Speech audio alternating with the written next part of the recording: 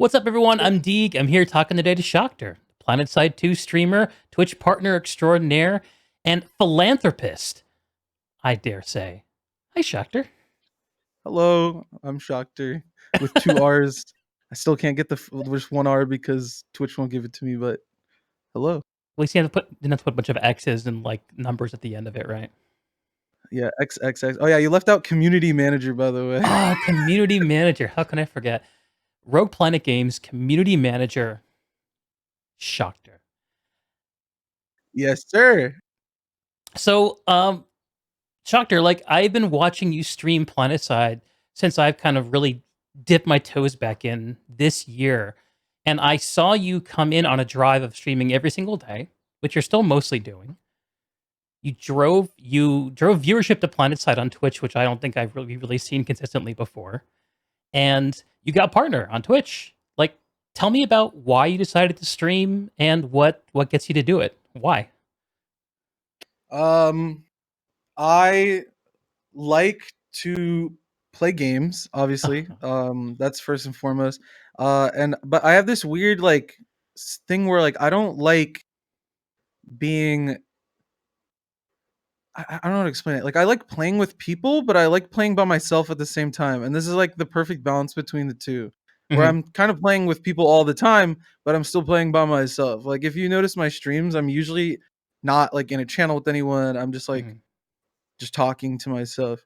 But when it came to streaming itself, like why I started streaming, COVID hit. I was very pre-COVID, like right before I was having a really rough time in real life, Hmm. and I was struggling to find like a sense of I don't know like what it is I like to do and stuff Hmm. like that. Hmm. So I just started streaming, mostly because Gelos was streaming and he kind of got me like in the right direction. So shout out Gelos. And from there I just kind of like started streaming every day, especially when a bit of drama struck and I ended up leaving the Black Arrows. I had like nothing else to really do, Hmm. so I just started streaming every day. And then since then, yeah, I've only taken one day off because I got my COVID vaccine and I was like really I felt like I got hit by a truck or something like that. And I just said I would take the day off. But yeah, I've been streaming every single day since September of last year, maybe August. I don't know. I think it was September or August. And yeah, I haven't it has never felt like a chore. I'm late sometimes. Obviously some streams are shorter than others, some streams are longer than others, but Hmm. at the end of the day it's still I just stream as much as I want. I don't have a schedule like a lot of people. That's cool. That's cool. Hang on one second. Let me just do something real fast. Okay. Should be good now. And do you play a lot of games off stream, or is like your gaming hobby mainly an on stream thing these days? Oh, it's I'm gaming like all the time. Like I get to tell all the time where I either kill somebody or I die like at 2 in the morning or 3 in Uh, the morning while I'm playing off stream, and they'll like send me a tell being like, "Dang, I thought you were on stream. I wanted to see what happened." And uh, they're like, "You play off stream?" I'm like, "Yeah, I just play like whatever." You've probably seen me. I think yeah, I've seen yeah, you whenever I've been off stream, and you'll yeah. be on stream, and like I'll run into you, and yeah, I don't know. I just like doing whatever it is that I like to do. Like when the lights on and the camera's on, Hmm. it's like it's one kind of vibe, but then playing by myself and like being like a channel with some of the people that I'm like close friends with, Yeah. it's like another vibe that I like to keep almost private so that I'm not overly sharing. I don't know. I don't like to. I don't want to live my entire life on stream, but at the other Hmm. side of the coin, it does look like I'm always on stream because So of how yeah, much I stream. yeah. Word. Yeah, I've what you described something I found a little bit of too. Like, there's some quality to playing games on stream with chat, hanging out that you just can't get playing games different ways. Like, and what you described with like doing your own thing, like you're not doing a cooperative thing. You aren't doing something with people in a squad. Like you're playing by yourself. Maybe people are with you, but you're not communicating with them. But you're talking to the stream. Um, very interesting and definitely different from that kind of hanging out with your bros afterwards. You need both. They're not the same thing Yeah, at for all. sure. Um, so it, But I'll add the caveat though that a lot of the people who watch me are the same people that I hang out with after. sure. Like I'm not really like like a big streamer where it's like a parasocial relationship. where it's like Ah. like they're friends with me, but I'm not friends with them. Because a lot of streamers are like that. Where I think like Ludwig was like one of the bigger streamers that Uh-huh. just like made a YouTube video saying like I am not your friend, and he was talking about like how he can't be friends with 40,000 people or whatever. But like yeah, like I'll hang out in a channel with Smellbort, Bob, my Mhm, mods, my viewers, my VIPs. I'll do like off streams where like people want to watch me do like some other game that I can't mhm, stream. Yeah, like there's a lot of familiar faces in chat that come all the time that I've had interactions with mhm. outside of chat, which I think a lot of streamers don't do that. They try Yeah. to keep that relationship as close to Twitch as possible, and they don't want to talk to them outside of Twitch. Mhm. I don't know. I'm more like friends with my chat, I'd like to think, Yeah, it sounds like in because it's terms of still like a possible at least. yeah, definitely. It sounds like in terms of like a chicken and the egg kind of idea, like, you're like a Planetside player, you had a bunch of friends you played the game with, and then you started to stream, and a bunch of them are still involved in your streaming content as well, like, so you still have that kind of grounded connection to the game, to the community, and I think that really I think it reads loud as hell, someone watching your content.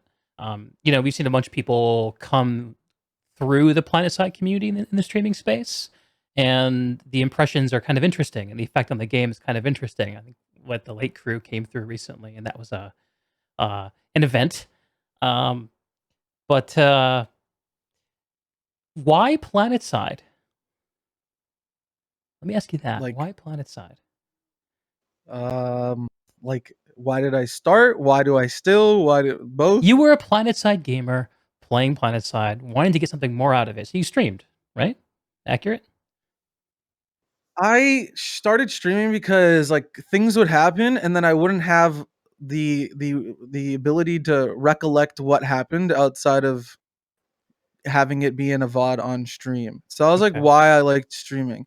I liked being able to go like, oh, like I'm shooting people. Oh, I got like a quadruple kill or something like that. Ah. And then, or like, oh, this really funny thing happened. Like, oh, I said something funny or somebody Mhm, said something funny. And then there was like no ability to like save that. mhm, So mhm, it's almost like documenting what I do. mhm, Yeah, like there's a lot of funny stuff that's happened on my channel, and like completely unplanned funny stuff. Whether it's something I've said or it's something somebody else said while I was like playing with them, uh-huh, and it's cool to be able to save those moments. But then when it came to why I stream Planetside, is just because I mean, I just the majority of my online relationships are deeply seated in Planetside. My mhm, longest standing friends from online are from friendships that I've made back in 2014 when I first started playing the game. mhm, So when I quit in 2015 and I didn't touch the game for 5 years. I came back in 2020 because of COVID and not being able to go outside and stuff. mhm, And yeah, I just like came back to Planetside rather than going to like I don't know, like a Fortnite or a CS:GO or Valorant, etc. mhm, Um, but on the other side of the coin, like I am not, I'm a little bit different when it comes to being a Planetside streamer. I don't know. I'd like to think of myself more as like a personality streamer. Like mhm, I stream whatever I want to stream, whatever is the thing that I know I will enjoy the most. And like I've looked at my own analytics when it comes to percentages at least. Although Planetside is the majority, it's not like 100% or mhm, 90% like a lot of other streamers have. Um, I think for me, all time, it's like in the 40 to 50%. And then there's like your just chattings, your single player games that I've done, lots of different things. A pretty big percent of it is actually Overwatch, but hmm, that was from like years ago. So yeah, when it comes to why I stream Planetside, it's like my community is kind of built from that. And then I like the game, with the caveat again of there's a lot of things that I don't like in it, obviously, but yeah, yeah, I don't know. It's always just been like the thing to like start the stream with. Like I mhm, think everybody at least has like a grind that they kind of do. Not a grind, but like a routine that they do when they start stream. Like XQC, he'll like start the stream talking to his chat for 20 minutes. Then he'll do some YouTube video reactions. Then he'll play the game of the night. For me, it's I play Planetside. People start to load in. Then we go into whatever it is we were gonna do for the stream, and then I close out. So Planetside is usually like the opener. People see it as like stalling content to just kind of talk to me mhm, until we get into the actual thing that we're looking to do. mhm, But yeah, yeah, I think just a lot of the people, basically everybody in my chat, that's I'd say maybe 90 to 95% of the people in my chat are from Planetside, some sort of relationship there. word. And then I guess that's kind of why. I play Planetside because it's a common connection before we go into whatever new flavor of the week it is. Yeah, and it sounds like that is the reason that it's the game you came back to in 2020 as well. Like you Yep, for were sure. like the game is almost kind of like a more of like a platform for connecting. For sure. Yeah, like my friendships with Aflick, friendships with Gelos, and then the friendships that I established with like Zyros, Leroy, Mhm. lots of different people who stream. Uh, like yeah, it was definitely like coming back and like even seeing that people streamed the game. Mhm. Like I don't know, like I have this thing where like I don't think things exist until I see them. It's like a permanence type thing Okay. where it's like I was like nobody streams Planetside. And then when I found out Aflick streamed Planetside and Gello streamed Planetside, I was like, people stream Planetside? Oh, wow. What? Like, what did they do? And it's like, it's your typical I just shoot people until I get bored and then I go off stream. Uh-huh. But like it's still like a thing where people hang out, they'll chat. You can kind of casually watch somebody play while you do something on your other monitor, you Mhm. work. So Mhm. yeah, Yeah, I love that aspect about Planetside, the where it's a like a way to hang out with people. Like it's kind of like I've watched you play, and when you're playing the game, you're not sweating hard, man. Like you're just chilling. If you die, you die. Like it's not a big deal. I actually heard Afflick talk about this too, and he's like, yeah, I mean, I could just play off stream and I'd play better, but then I wouldn't be talking to people and it wouldn't be as fun. And it's more fun to have that community connection than at least for those people who self-select into streaming. It is. And that's something I can certainly relate to. I think the older I get, the more I see online games as ways to connect with people over fun experiences, as opposed to just like, you know, let's be the best gamers we can be. That seems to become less and less important over time, personally, anyway. I wonder if you resonate with that at all. I think it depends on the vibe of the stream. Like I definitely have different modes that I get into. Okay. Like like if they're like today and recently, it's just been a vibey mode. I mean, I Hmm. don't Hmm. I don't really have anything going on. Nothing's really going on with the game. Uh I'm kind of getting really busy with real life stuff, so I don't have time to like really plan out content, Yeah. and I'm a bit burnt out from like super grinding content. But then there's content Shoctorr. It's Planetside RP Shoctorr. Uh huh. The Speedrunners I Shoctorr. miss Cletus. Complaining about something. Yeah, like there's so much like there like I Soupy, another great streamer that I watch Hmm. like a lot. He was one of the people that really made me aware that like he almost referred to me as like a one of a kind streamer when it comes to Planetside because I'm like the only one that actually tries to make some sort of content from the Right. game, Right. rather than just playing the game like you said. But I do get into that mode where I just play. Like I don't Just do the vibing. Planetside Yeah. RP. And then there is the competitive mode too. Like when I played in Outfit Wars for the Hmm. 3 different teams I played for. But like when I played in Ringing. Outfit Wars, yeah, yeah, yeah. When I played in Outfit Wars, like I was fairly competitive. I even squad led in one of the streams and Mm. was like wrangling the boys and trying to get them to Charlie Squad represent, but like trying to get Gnidiot and Zangief and Lunar and Panda and TJ and all of them, like they're all goofballs, Uh, trying to get them to all be serious. Like it's fun, but it's also it's competitive. Like we all were like in the zone to win. yeah. So yeah, I'd say like I get into different bags, like we said earlier, Hmm. getting into my bag. Like there's definitely different bags to get into, and it just depends on what it is you're trying to accomplish in the stream itself. Hmm. What do you think you're trying to accomplish? Like right now, or like in general, because it's a day by day thing. I don't know. I So just it's stream something because that changes like yeah, yeah, day yeah. to day Like when you I go. will for Okay. sure once I move into my new place and I get settled, I'll likely go back into brainstorming mode on like how to make more engaging YouTube videos again, Yeah. Yeah. more engaging stream, make music again, etc. Get into those.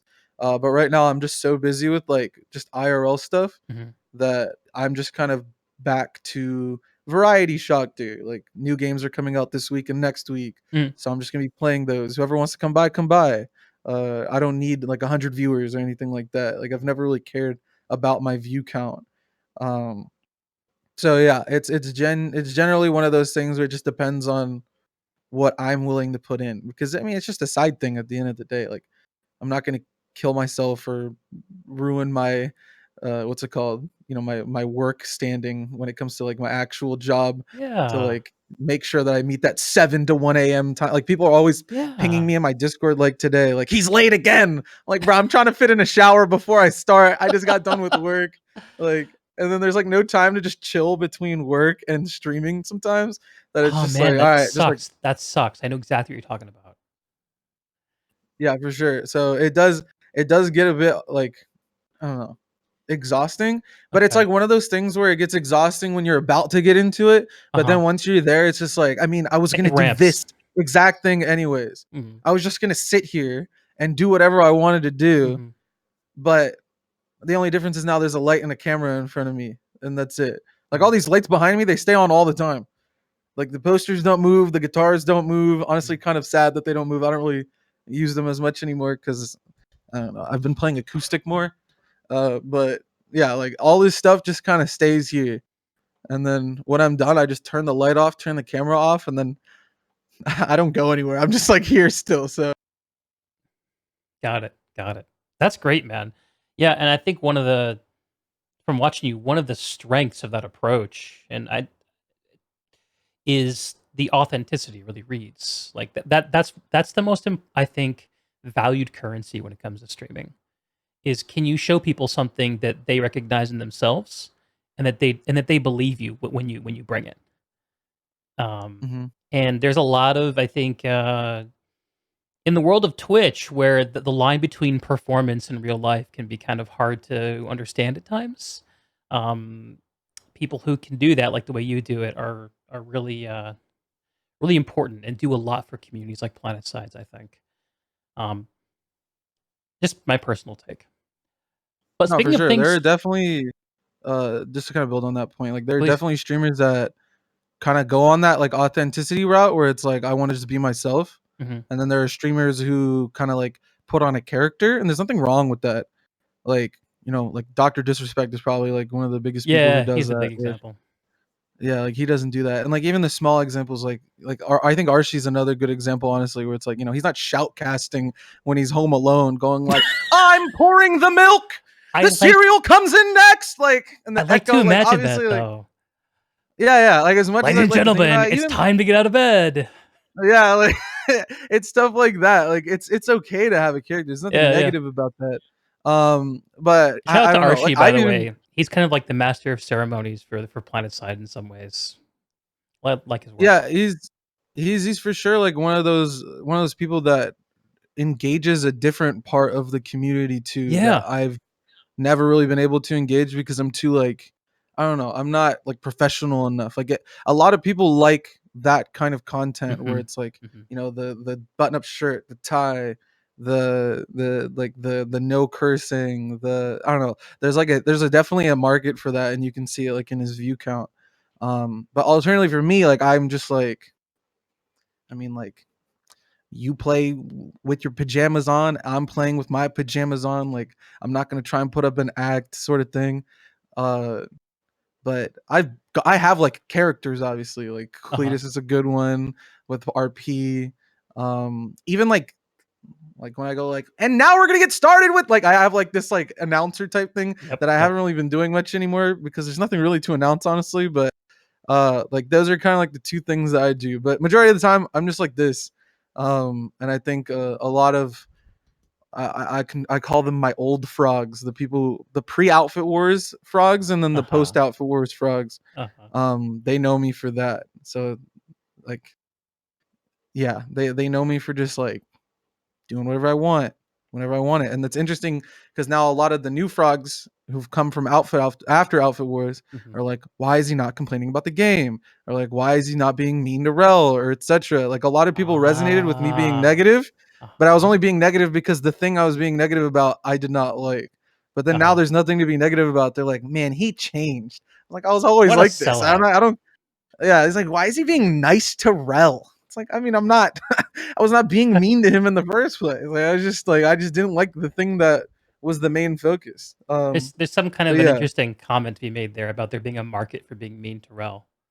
I'm not sure what it there is. is 100%. people have unfollowed my channel and blocked me now because like I'll have them on the stream and then I'll be like, you know what, Rel? I really like what you did with this. Be like, I can't believe it. I can't believe it. I I hate can't him. stand Like it. one of the speedrunners who played in the charity tournament doesn't follow me anymore because again, like I'm not being Holy shit. toxic. So I'm like, dang. Like again, like people are so they are so into like just ragging on people, whether it's worse players or worse or people that they don't like. They're the undesirables in their pool that they just don't Mm, want to consider exist and that maybe they look to me as like the the bridge between the two where I was just like bringing in people and like shooting them down or whatever, but mhm. in reality it was just like if you recap You what were I just being in did. the moment. Well, I wasn't even just being in the moment. Like I don't regret anything I said because I didn't say anything Mhm, outside of my own persona. Like I was mad that people weren't denouncing behavior when it came to the pigs are 18 throw. I mhm, was pissed off about somebody calling me racist, and then I didn't like the game mode.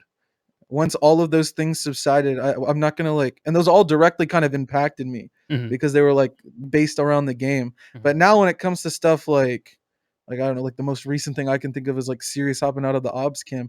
Like I Yeah. wasn't like, this is absolute like I was just reading about it because I don't know, it didn't really affect me outside of me and him both have ops cam access Mhm. and I was told to not do the thing he did, so I was just like, oh, let me read more about what he did Yeah. so that I can just like I don't know, just know what's going on. Yeah. And then So when I most talked to Rel about it, a lot of people were like, well, why is he not yelling at Rel about not taking away his ops cam? Like I don't know, people were constantly thinking that I will be that bastion of hope for them to yell at Rel and maybe get him to get mad, but that's just not me, bro. I don't It's know, just I fascinating. wouldn't Okay, do that. so most people watching this are gonna know this, but for those who don't, Rel is the lead game designer of Planetside 2, and he's around. Like, he could be watching this stream right now. It's pretty likely, actually. Uh, what's up, Rel, by the way? And, he there has been this phenomenon in the community discussion, especially on the subreddit for a long time about, really, taking it out on Rel. And, there's, I think, healthy debate to be had about what things are good and what things are bad, but the cult of anti-personality seems to be pretty real in his case. And, I think it's a bit rough. I hate to see it. The whole idea that someone would unfollow you because you didn't rag on him, really sticks out at me, and I think it's disappointing. I wonder I wonder one of the things I think about is how a phenomenon like this enters a community, you know? And what can you do about it? I don't know the answer, but, um, like, there's all kinds of interesting ways that communities sort of eat each other as they get older in video games. I played a few other older online games, and this is pretty common. Like, uh, first it's about enjoying the game, and then it's about being mad about the game, and it's about being mad at other people who play the game for different reasons. Like, there's this sort of phenomenon that occurs, and I think probably it's not among most players. I think it's probably edge cases that stand out, but because the conversation around a game is driven by the people who show up to have these conversations. They just seem outsized. Like the Serious Observer Cam incident that happened a few weeks ago, right? We saw a whole community response that was basically kicked off by a handful of uh, of memers trying to, I think, push the conversation in a way that deflected responsibility away from people who were acting in ways that I think were not really defensible, and that specifically people who were trying to ruin the fun of other players, and not in a way that's like, oh, this is the way Planetside supposed to be played, but more in a way like I'm here to fuck with people. I don't know. And I'm not talking about what's within the rules and what's without the rules, because what we value and what is right and what is wrong is not determined by what's legal. Like, legality and what is good aren't necessarily the same thing. So True, true. anyway, I'm just flapping No, my gums at this point. What do you think? it's like a gray area where I could understand both sides where It's like one side is, stream sniping, I guess. Even Mhm. though I was told by like them that they weren't, but like I don't know. Like the argument of stream sniping or not, it's like it's such a hard thing to prove because you can essentially go into this anonymous mode if you have BTTV and then just not show up as a viewer, for Mhm. example. But then alternatively, like the other side getting mad about, acting outside of the bounds of what you should be allowed to do as a player. Like I could understand that argument as well. That's why I was so intrigued by it because it was like I couldn't fully disagree or fully agree with either side. Yeah, it was gray. Um, Yeah. yeah, and, like, the biggest thing that was I was just like, I can't I don't understand running event on a live server Mhm. where it's outside of, like, something as simple as, like, the Halloween event. Like, you kill the pumpkins, and then you get the things, and then you win the event, Mhm. and you get your title. But, like, when it's, like, an event where it's supposed to emanate the live server, or simulate the live server, excuse me, but then with caveats of, like, giving out breaks or free things or, Yeah. stuff like that to the bigger streamers. Yeah. I can see why a resentment would pop up from another side of the community that, is like, "Oh, well, we hate this the Esimir store," and the only reason they're turning it off now is because the big streamers don't like it or whatever. So it's like I can understand why like hatred could pop up there, but then again, the other side of it is like I don't understand the person that is so willing to farm a response from somebody else that they would go to the lengths of just like, I don't know, desperately like watching someone for hours on end, trying to follow them around.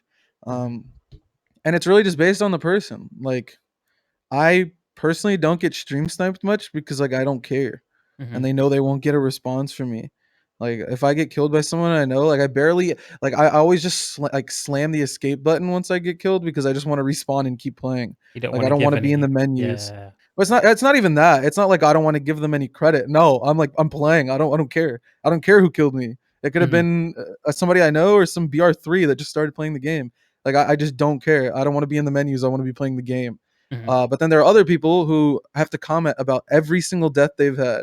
They need to talk about how every single death has an excuse around it, Uh-huh. where it's like, well, this guy was using this thing. Oh, the hit detection. Oh, it's this, it's that. Mhm. And They're not playing I right, they're think using that's cheese. yeah, yeah, yeah, and that's Mhm. that's honestly the average Twitch streamer in Planetside. If you outside of like the top like 10 or 15, if you keep scrolling and you go through the rest, it's like, well, this shitter killed me because blah, blah, blah, blah, and this shitter killed me because he's using air to ground. Or it's like, all right, bro, Mhm. you died. Keep playing. Like I'll get mad about occasional deaths, especially if it's like hit detection based, because Yeah. like it was happening to me today. I was shooting people and I just wasn't getting hit markers, and I'm assuming it was just due to the lag of multiple people shooting me at the Yeah. same time. Yeah. So I was just like, man, this hit detection. But That's then even then, I frustrating. just kept going. Yeah. Yeah, yeah. But I don't know. I don't know. Copium is a really good way to to summarize it, where it's like they need some sort of thing to keep them going. Otherwise, they'll be considered a bad player, and that is the opposite of what they've been telling themselves. Yeah. I think Planetside a hard game to defend your ego in a lot of ways. Like, it's kinda built to check your ego because there's I'd say so. yes and no. Okay. It depends on again, like how far are you based or are you woke? Like I don't know. Like highly based planet side gamers will always have an excuse. Oh, it was this, it was that. Oh, the server's just trash today. Oh, Right. but the server yesterday was popping off. And then there's like the woke gamers, I guess, who are just like the game is the way it is. Like you can have an ego, but if you're going to base it around your in-game performance, that sort of thing ebbs Yeah. and flows by so many factors that aren't even in your control. Like Yes. the continent that's unlocked, the factions that have the more pop. Are you going to play the one that has a Q, or are you going to play the one with lower pop? Mhm. Mhm. So, and then usually the one with lower pop has worse fights because they're getting zerged on, and a lot of people are logging out. What bases are the ones that are there, and which ones are not? Like, are you Mhm. fighting at the good ones that complement your gameplay, or are you fighting at the ones that can get air to grounded really easily? So Mhm. it's like all these factors that aren't in their control, and then they use that as either their advantage and say, well, it was this face, well, it was this server, well, it Yeah. was this Yeah. person, or they do the opposite and then they just go, I mean, just bad draw, bad RNG. Like it is what it is. So Yeah. I don't know. I feel like I It attract is more what it people who are is. just like, yeah, it is what it is. Right. Yeah, it's about like, there's a aspect, like, locus of control there where are you gonna are you gonna be upset because you screwed something up? Like, maybe you didn't place your crosshair well, maybe you weren't paying attention, maybe there was something you had control over that you didn't do well? Or are you gonna base your state of mind on whether air to ground shows up, on whether someone pulls a max, on whether someone uses a shotgun? Like if you base how much you enjoy the game around that, like you're kind of fucked. For sure. Yeah, it's I think locus of control is a really good way to kind of summarize it. It's like, do I make things happen or do things happen to me? Boom, And a lot of boom. people kind of think it's like, oh, well, I'm just a victim. I can't catch a break. This game's just so bad. It's like, then stop playing it. All right, get over it. Either get over it or stop playing it. Yeah. And that kind of goes back to the Rel thing. People constantly use him as like something that like target practice dummy. And then Mhm, like I was almost using him as that too, but mostly because I was again critiquing the quality of his work when it came to the Alpha Wars thing. But now that like, the containment site, although I might be getting a little bit jaded by it, and I do have a preference of biolabs over it, it's mhm, content that caters to everyone that everybody can enjoy. mhm, It's not locked off to like anybody in the 1% where it comes to like alpha leaders with mhm, access to alpha resources. mhm. And it's a good sign because it's, brand new assets. It's not the same copy pastas that we've been Yes. seeing before. Yeah. So what am I supposed to attack him by? Just say fuck you because I'm mad? I'm not mad. I don't have a reason to be mad. And it's like I was like this martyr of being mad because of Outfit Wars. Mhm. That afterwards, it's like a lot of people are like, he's changed. He's been he's been bought out by Rel. Rel gave him an observer cam and Jaeger perms, and now he's being good. Now I he's got was like, I don't Shoctorr by have the a balls. yeah, it's like I don't have any reason to be mad. Like if he Mm, makes like something that I genuinely despise, then sure, yeah, I'll be like, you know what, this is bad for the game. Like if he like deletes infantry and makes it so we all have to play like tanks, but he's not gonna mhm, do that. Like mhm, so, and then even then, I don't hate him. A lot of people thought I hated Rel. Like Rel's a cool guy. Like mhm, I've talked to him off stream before. I talked to him in mhm, my when I did the Aflix Doctor podcast back in, I think it was October or July when he came on. It was one of the two. I don't know why I'm confusing the 2 months. Very different months. But when he came on, we talked beforehand. Super chill guy. Just talked about a lot of stuff off the yeah, record. yeah, Then afterwards, we talked for like another 30, 45 minutes. mhm, And he's just like a vibey dude. Like yeah, he started playing the game the same way we all did. He mhm. logged in, played it, and then now the fact that he's made it from player to content creator, like That's he a makes the crazy-ass game. story. That's a crazy-ass Yeah, yeah. story. It's like people are at this point, like I'm just convinced that people are just they're disrespecting the drip.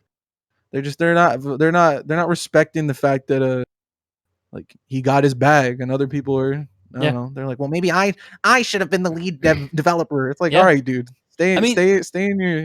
I mean, the funny thing is, if like a lot of the critique you hear about Rel is about how he is based on who he was before he was hired on, which is a YouTuber, and they say, oh, a YouTuber made this decision or something like that. But the reality that paints, if you accept that, is that you can be the lead designer of Planetside. It could have been you.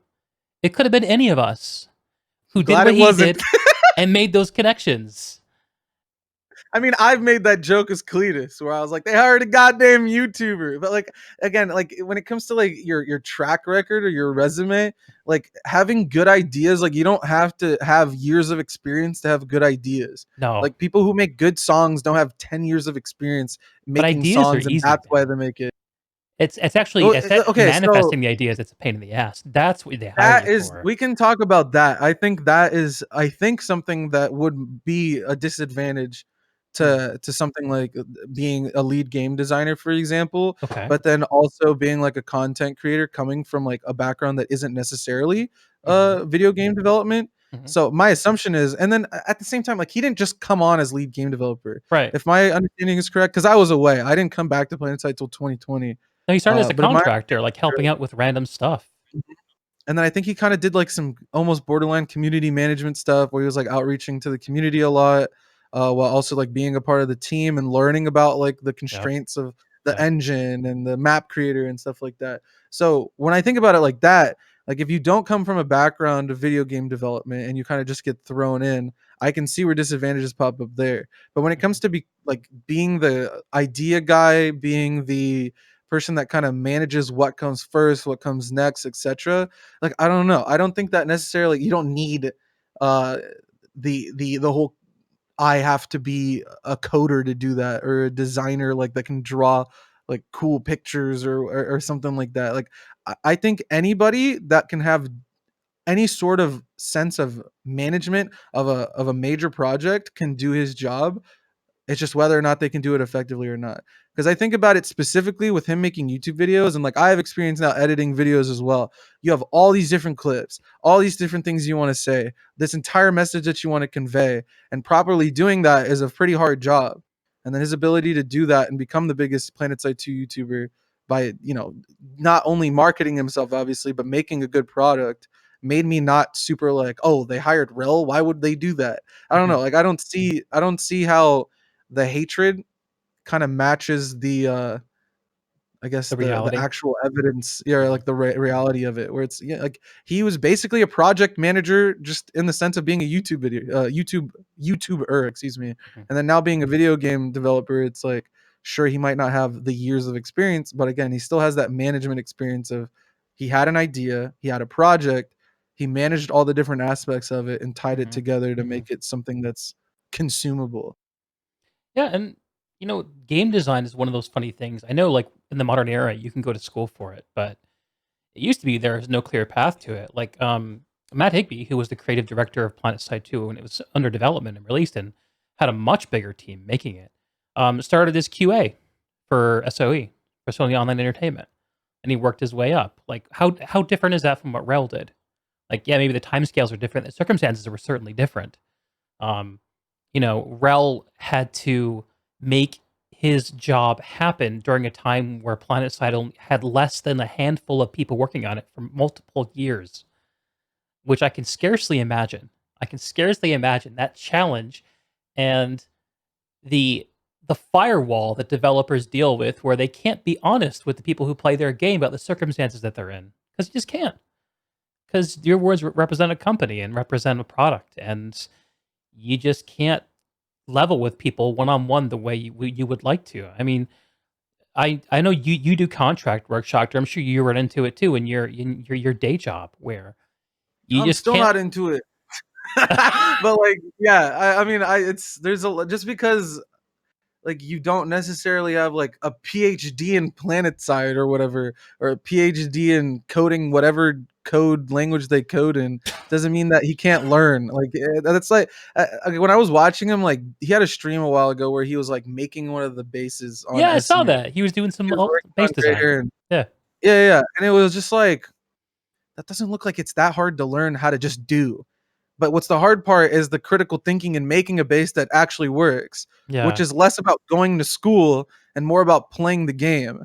And who has played the game more than him? A very small percentage of people. right. So I don't know. When I was looking at it, I felt like he was playing like Halo 3 in Forge World or something like that, or Halo Reach, like flying around making like a base and a map so he could like share it with his Yeah, friends. But in reality, it was like making the next update for PlanetSide. yeah. Um, and yeah, it doesn't look like, again, this very small specific things that people complain about are less about the job being hard technically, but more being a hard part, I think, conceptually. Like, how do you make a good place? How do you make a good base in Planetside, rather Yeah. than, oh, I can't put the walls together? It's less about that and more about like, what are the lanes? Where do people come from? How do the Mhm, different domains mhm, interact with each other? And mhm, I don't know. I said before I had like very small faith because of the previous Esamir update. There was like Esamir 1.0, 2.0, and then now we're on 3.0. mhm. Like 2.0 was a downgrade in my opinion from 1.0, but now this is like them fixing a lot of the mistakes that they So you made. So like I'm not. the new Esamir with the latest update? I like it more. I mean, Mhm. I still prefer the first one, and maybe it's my like nostalgia kicking in, but I don't know. Like there were so many bases that I enjoyed fighting at, Mm, and I did like a whole video of like, I liked, I think, like 30 plus bases in 1.0, and then mhm, it dropped down to like 6 of them. mhm, And I was trying to be as objective as possible, where I was like, every time I thought of a base, there was like always something where mhm. it's like, oh, well, a tank can shoot me from this hill, or if air to ground shows up, or if there's too many people here, the base turns into an absolute mess. So yeah, they're for sure fixing things, and they're being super, super cool with being in the chats and kind of getting feedback from people. Like some of Mhm, the Eli Force Pass changes and the Jaeger's fish changes were mm, like Rel in my chat talking to me and also reading the chat, mhm. and like, shaved down the mountain behind the spawn point so that Hell Mad yeah. Riders could go up there, Yeah, hell yeah. added more cover, more options. Like Mhm. it was cool. Adding the spawn points in the containment site. Those were other ideas that kind of like popped Yes, up in my chat. that was a great And like, you know, that iteration. might have also popped up in another chat, but like still, that's him taking feedback from the community. It's not just Yeah, my community that he's taking yeah. it from. Yeah, my impression of talking with people who do game design is that, um, ideas are the easiest part of the job, and what's actually difficult about design is creating good game design within the constraints and within the scope of whatever you actually have the power to do. So, one of the most notorious updates for PlanetSide 2 is the Combined Arms Initiative. Um, regardless of what you think of it, and I don't have a strong opinion about it either way. Um, my understanding is that that update was born of the fact that there wasn't enough horsepower on the PlanetSide team to do any other meaningful work on PlanetSide other than try to improve the game by changing the way damage worked. Um, and I think a lot of the time that the constraints that the developers like Rel are put under, which are totally opaque to us, but which can be guessed at through certain contextual clues, are totally neglected when evaluating the success of a person's work. And this is why I don't like to boil down the the the quality of the work being done to any one person's contribution. It's an unfair reduction of circumstances. Like, let's say that I ask you to, let me think of an example. I ask you to bake a cake, right? And I know that you're going to need X number of eggs to make the cake. But I only give you half the eggs, but you still have to make the cake. When you make a cake that's shitty, that's compromised, is it really your fault? Or were you just in a situation where you had a request that you had to deal with that was just too difficult? And you had to get something out and you made the best of the situation. And I don't get a sense that we have ever seen an update from Planetside in the last few years that was unadulterated vision that was expressed to its full intent.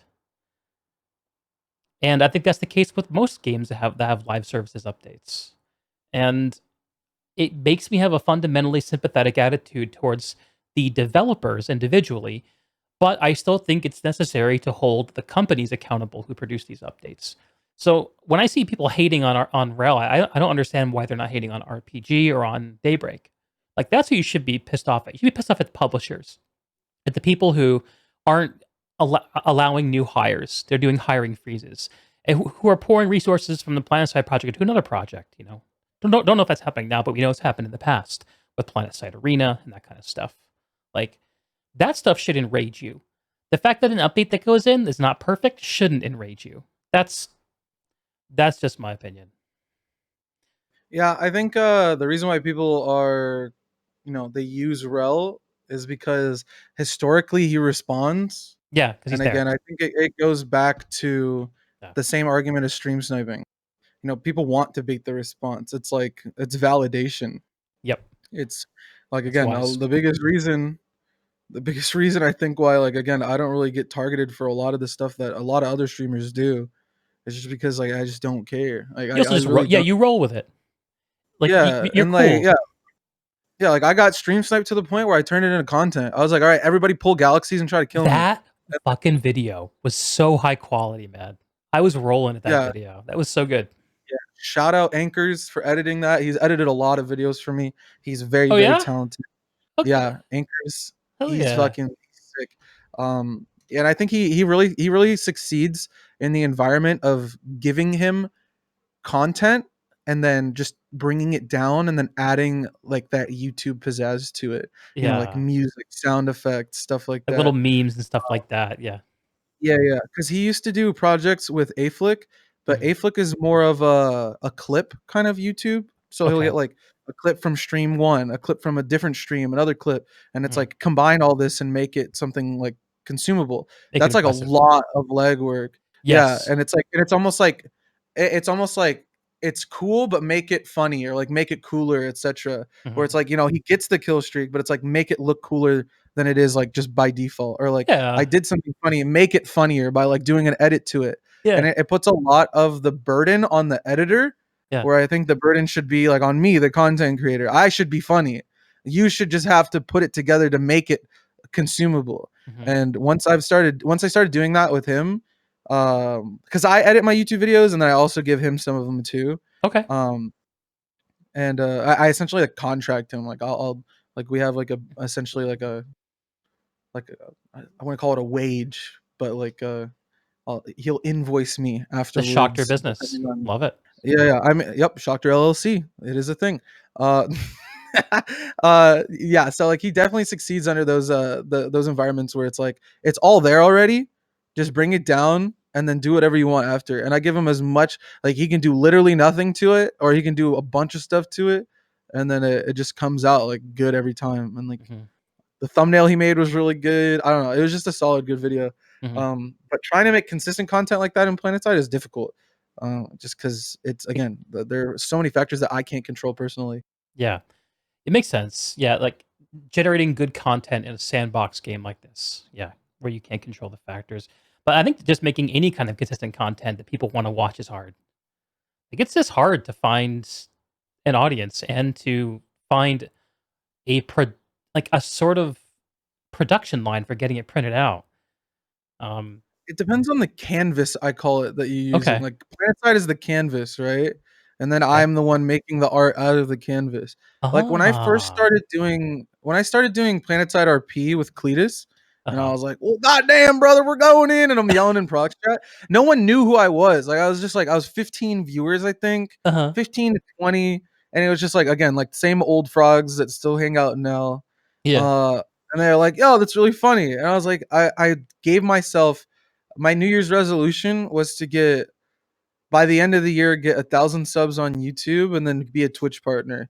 I was not expecting to get Twitch partner this fast. I was expecting to not get it at all actually, but like I was like, okay, I'm gonna start editing YouTube videos. So I edited together and I brought it down. It was like 2 hours of me screaming. I brought it down to like 13 minutes and Mhm. I posted it, and a lot of people liked it. Mm. And I just started doing it every Monday.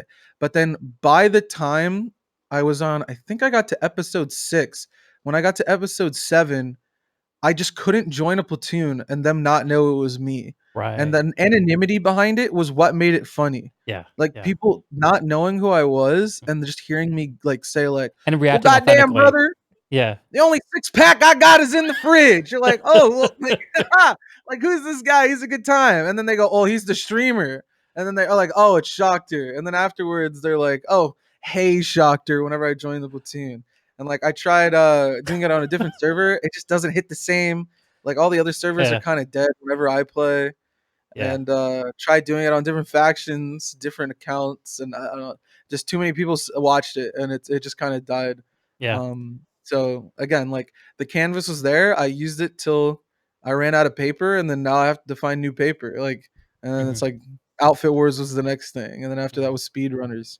So Let's talk about speedrunners, and it's let's talk about your April, charity initiative. I would love to hear more about that. How did all that get started?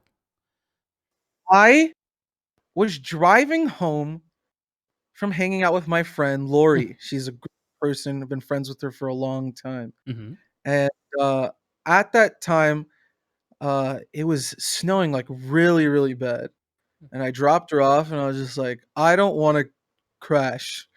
So I'm gonna just well, that's stupid, but I drove home. But I was like, because I didn't, the snow wasn't down yet; it was falling, so I still had Okay. time to go home. So I was Mhm. like, I'm gonna go home now.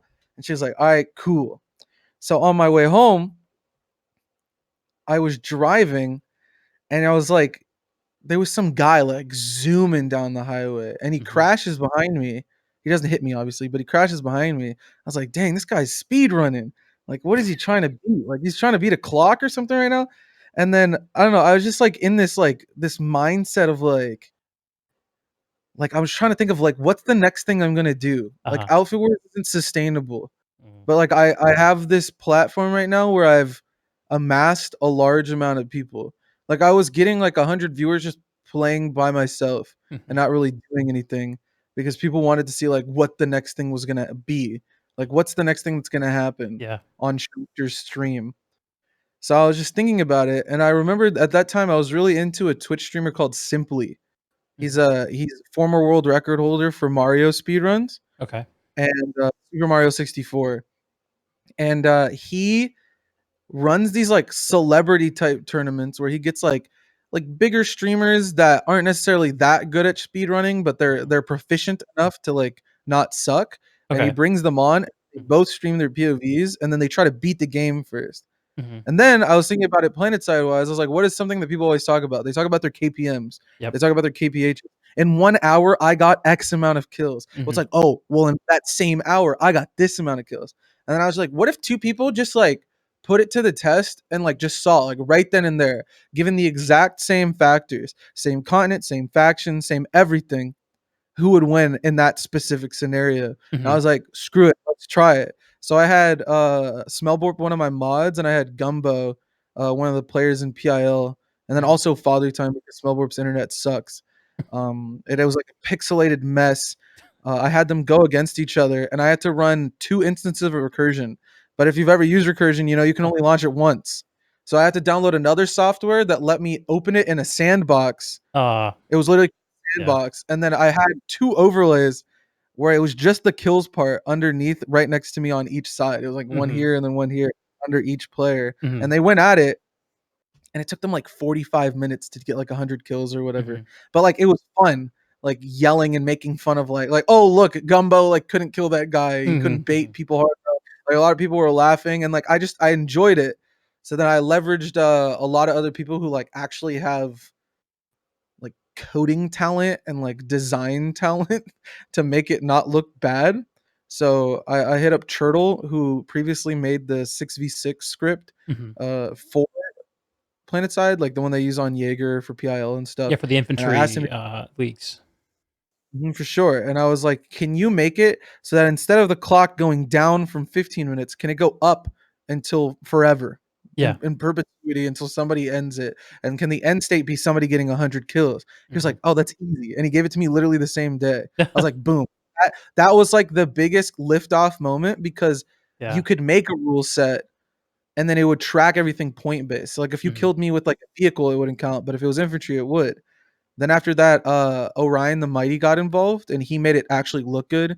He made the overlay. I gave him I like assisted in making the logo, but I didn't actually Mhm. draw the logo. It was just like one of my emotes Mhm. of like the blowfish going to war with the helmet and the M4 or whatever. Mhm. But he made like literally everything else, the leaderboard, the player cards. And then lastly, Varunda came in, and he's known for like just kind of making everything look even better. Have a design. So Yeah. yeah. So he came in and he coded in a lot of like the advanced analyticals, I call them, powered by Varunda, Oh, like the and graphs and all the numbers and stuff? graphs for Dude, him. that shit Yeah, adds so much value. way, Shout out to all those guys. for sure. And I was really just like a project manager of it, Yeah. where it was like I knew I wanted this thing, Mhm. but I wanted to gauge the feasibility of it while also gauging the viewability of it. So Mhm. it's like, can you do it? And then can I put it into the stream without it being extremely distracting from what Right. you're actually trying to watch? Yep. Um, so my role in it was obviously, making the ideas, for example, and like managing what came in and what didn't, but then also making it so that whenever the person was actually watching the stream, they would see the stuff that they want to see, but then also see the supplementing stuff as well. The biggest thing my favorite thing that we did for the entirety of it was again that graph with all of the different stats where the two POVs remain stationary, Mhm. and it's just the bottom part where my face cam is, the chat and the logo that also has like the people, like if somebody donates, it says like, yo, thanks for donating, and then we like Mhm. shout them out. uh all of that just fades out, and then the graph comes in, but then again everything above that remains stationary. So let's say you were watching like Zyros's POV and he was in the middle of like getting like a 3K, Yeah. nothing gets in the way of that. Whereas alternatively, I've seen like Gelos has been trying to improve on the PIL one, Okay. what happens Okay. there is they literally pull you away from the match by doing like this whole like closing like animation, Ah. and it's like, "Yo, I was watching that," and then it comes out, and Yeah. then it's like this smaller screen on the side with the scoreboard on the left. I was like, "I hate content that does that." Okay. Like, if I'm watching something, do not interrupt me watching it, Yeah. especially if it's supplementing the thing that I am watching. Right. So, like, I came in with that mindset of, like, I want it to be very viewable. I want it to be, like, super awesome when it comes to seeing all the stuff that everybody does, Yep. and then lastly, the charity part of it, like, I really wanted to do something good for the community after such a bad time of toxicity and people just like personally attacking other people from I had outfit no wars. idea that was the motivation. Okay. Yeah, well, so that's one of the motivations. Like, I feel like a lot of people were tuning into Planetside being like, what a toxic mess. Like, Yeah. one of my friends, Coco, she's like an actual streaming friend where I found her on Twitch, and then like Uh-huh. we've been friends ever since. Nice. Uh, and like she doesn't do anything Planetside, but she'll like tune into my stream and she'll be like, "Why are these people calling you racist? Like, you're not racist, dude." I'm like, Wow. they're just like making up stupid stuff. And she's like, "That game sounds like a toxic mess. I don't know why you still play it." I'm like, "Well, it's fun and there's a lot of cool people. It's just this weird vocal minority." Mhm. And then I was like, "Okay, well, I'm usually like the top streamer, and being the top streamer is not a difficult thing. I'm not trying to flex that I'm the top streamer or No, I whatever." know what you mean. But it's, I'm usually the first person a lot of people click on. Mhm. So I was like, why not make that a positive thing? Mhm. And then my dad died of cancer when I was 9, so I was like, well, Oh, that's something man. that, That's yeah, rough. like I'm sorry. I'm very much like, I guess you could say passionate about like, cancer Yeah. research and Okay. making it so that like, at least people's lives don't suck when they have cancer. Like, especially with kids, it's like they use the money that like we Mhm. donated to like get them video games, have like celebrities come and like, their favorite like basketball player will come and then they'll like, whoa, I got to meet LeBron James. It's like, my Yeah. life sucks, but at least it doesn't suck that much. And how So and much there was even negativity there. So, people were saying like, what, you think $5,000 is gonna cure cancer? I can't And like I who the doubled fuck would say that? that's what I What said, the bro. hell I was is like, wrong with so people? we doubled it. We are like, fuck it, we'll get 10K. Bro, So yeah, that they're like, that yes, makes me on sad. average it costs 12,000 for like one shot. I was like, I'm not trying to cure cancer. I'm just trying to at least help. Like the Yeah, goal for saving you're trying to kids in move the general. needle. You're Yeah, trying it's to the goal for saving be part kids of the for me is change you wanna see in the world. yeah, it's $4 million for May. Like I'm not gonna raise 4 million, but me giving them 10K But dude, is 10K from the Planetside community? Like, I think if you'd asked a year ago if someone into on Twitch could have done this, like, there was no one who could have done this. And you showing yeah, up saying, "This matters to me," being authentic, getting the speedrunners to the point where it's super watchable. And, I think it's a great, fantastic expression of who you are and making a positive impact on the world. And I had no idea that it was in part a reaction to the toxicity. That makes me love it even more. And $10,000 in a month is no joke for a community this size. Shout out to yeah. everyone who donated and fuck cancer and congratulations. Sure, bro. I'm just really pleased for the community as a whole that it was able to get that done, and really respect you for believing it. Yeah. I and it was like one of those things as well where like a lot of people they again they try to antagonize people that I don't know if it I like to think that it's rooted in jealousy at least. Where it's like, Mhm. why does he get viewers? Why doesn't my streamer or why don't I get those viewers, etc. Yeah, And they get yeah. really mad just about like random stuff. So like I was getting like accused of doing it for tax purposes, doing it for the attention, doing it so that I could get partner, doing it like for all these things. And I was like, okay, Such haters, like man. it's generally just people who are just mauled for no reason. We're giving $10,000 to kids with cancer. Like I keep being mad. I keep the copium is strong, I guess, but like you're doing nothing while me and my community are doing something. Stay mad. Like I don't know what else to say. Like Yeah, that's literally it. So I think that's that's kind of the appropriate. vibe I went for. Yeah.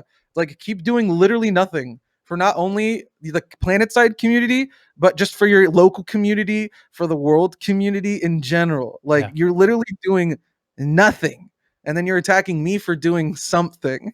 So I don't know. It was like a weird thing, but I just kind of laughed it off because it's just like Okay. it's just a different breed of human, I guess, where they just prefer to be angry about literally everything and Yeah. complain about literally everything. No, I think you see that breed pop up a lot more than you'd like in old gaming communities, and I'm sure it's an exaggeration to say that these are all coming from the same small group of people, but um, no, like that's the attraction, the functional anonymity that people have when they say stuff like that means that the consequences for saying something stupid are just kind of low. Whereas, Or none. and Or none. Like or none. they can just say something and then not get in trouble at all because yeah, no one knows who Whereas, they are. like, if someone walked up to you and your friends, like, on the sidewalk and said that to your face, that would go down differently. If Like, that's the smoke, I'd actually beat the shit out of him. yeah. Like we do that around here. Not gonna lie, but like yeah, I don't know. Yeah, people definitely try to capitalize off of this weird vibe of, well, no one knows who I actually am, so I can say whatever I want, and they act out of pocket. I'll say, like they would never act like that in any other circumstance, Yeah. and Yeah. it's even to the point that like people will donate like money to me saying something that's extremely negative, and then I'll have all of their personal information, their billing address, their full name, etc. And I'm like, you know, I can see this stuff, right? Like when you donate money, you're not donating like anonymity. There's no Yeah, anonymity it's a there. business Like I can transaction. see, yeah, I can see literally everything. It is not a donation. It is you are giving me money for my service of streaming, but then I'm not actually giving you anything that you would have gotten alternatively for free. So I have all of that information and they still think that they're like anonymous. Obviously, I'm not using that as a threat to be like I'm going to do something, but it's just insane like the lengths that people will go thinking that they're Mhm. safe, but in reality they are not at all. Yeah. They're not at all safe. So if you want to troll, gift subs instead. I can't. Yeah. There's no visibility there. There's no There it is. visibility there. There it is. For all the haters out there. Twitch.tv/Shoctorr with 2 R's. Yeah. So $10,000 for charity in the month of April.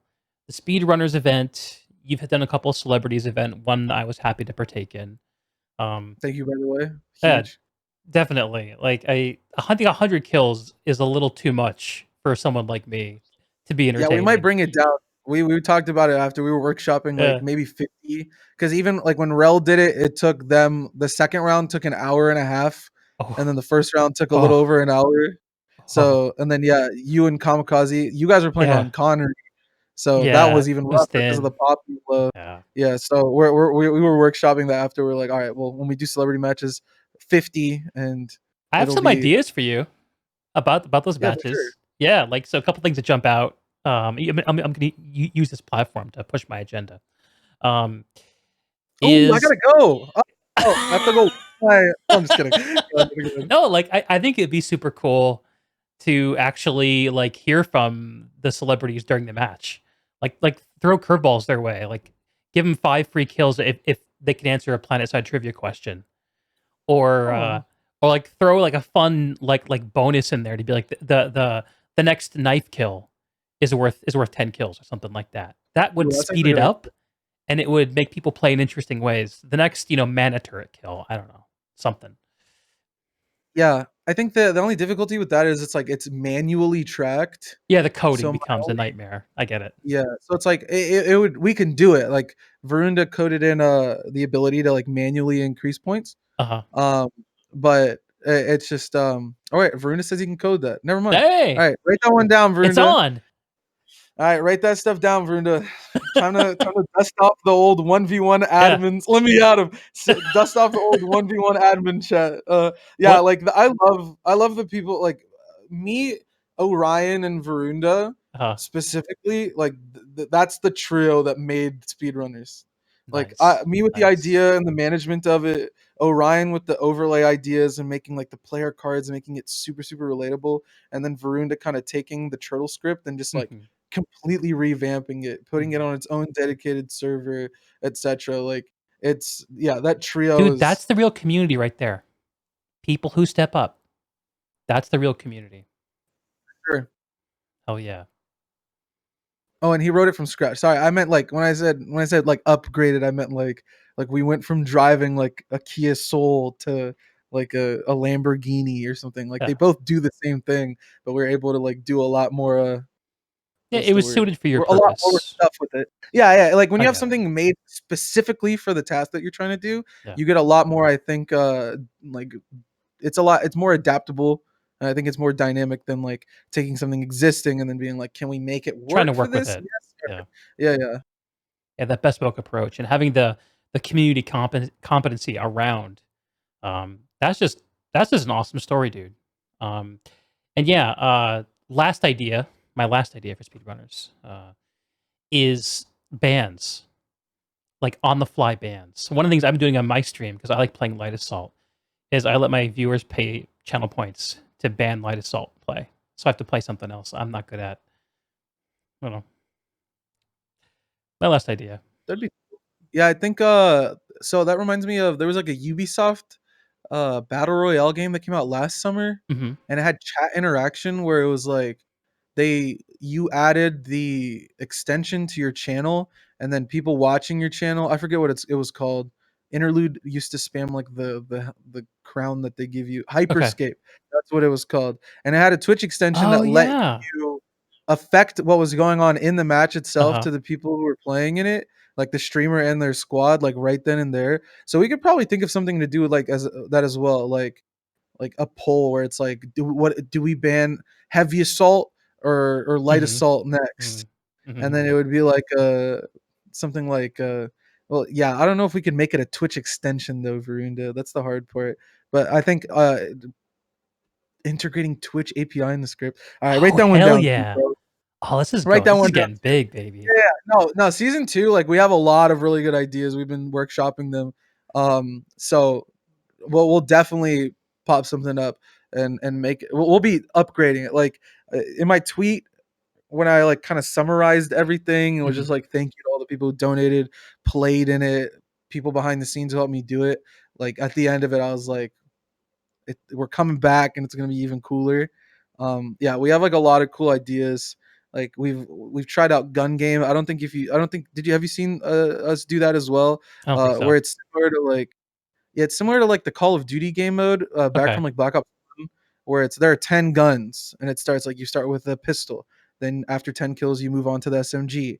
Then after those 10 kills, you move to the assault rifle. And then the Mhm. very ending is like the hardest part. You have to get 10 kills with the crossbow, 10 kills with the mana turret, and then 10 kills with the knife. And then the first person to do Mm. all 10 guns and get the 100 kills Yeah. wins the You gotta game. master So everything in we did that order. Okay. twice.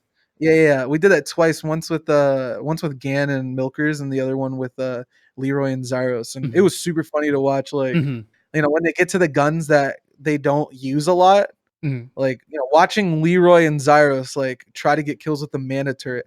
Like these are two of the best players that are playing actively at the moment.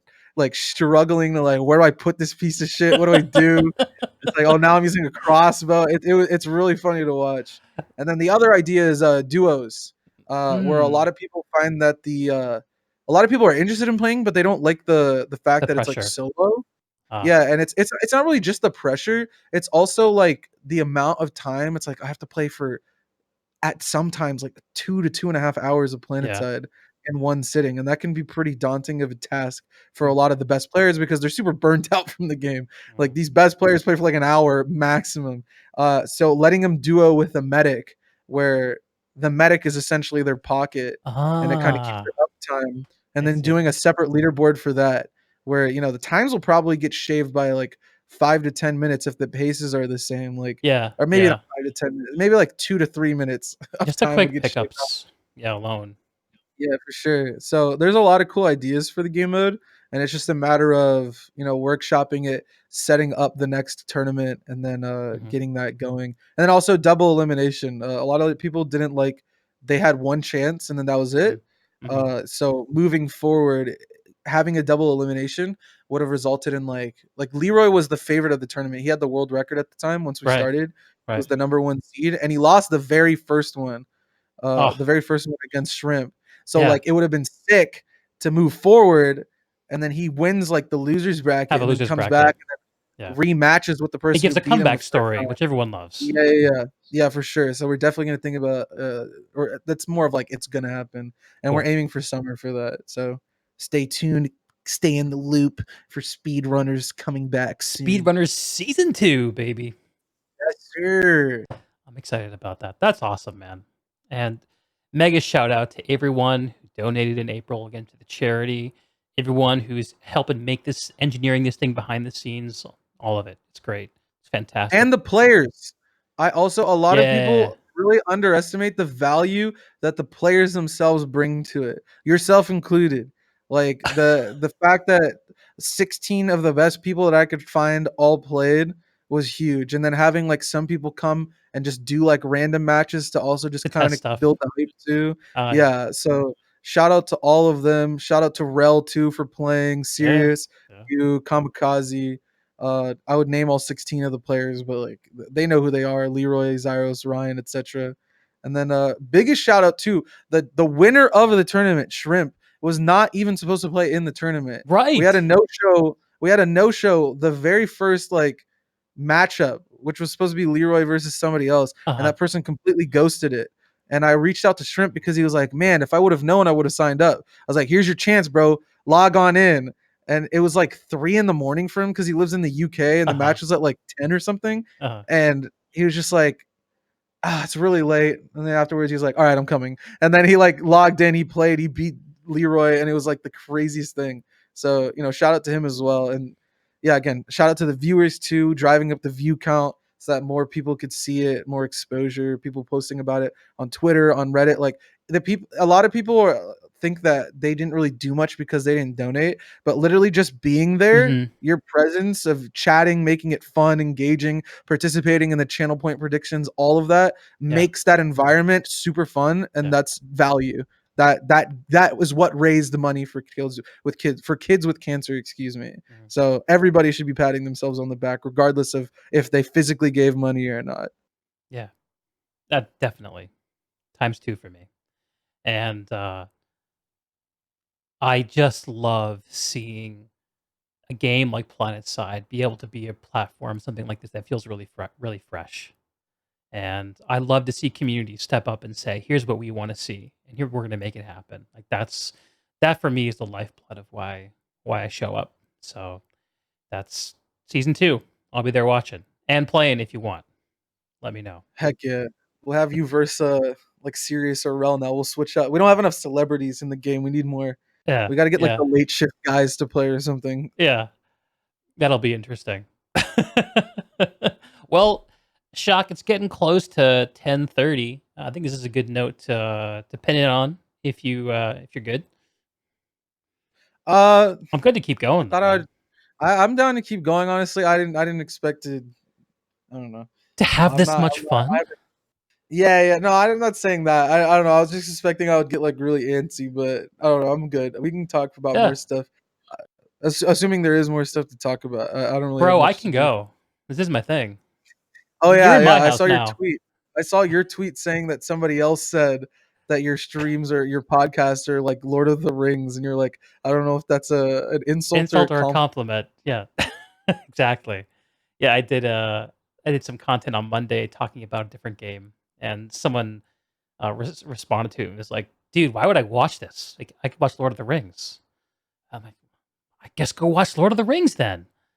Yeah, that's actually a big thing. I I hate viewers. Yeah, I'm talking about dude, the amount of the shit that people think I care about, like you can just click away. Go, leave.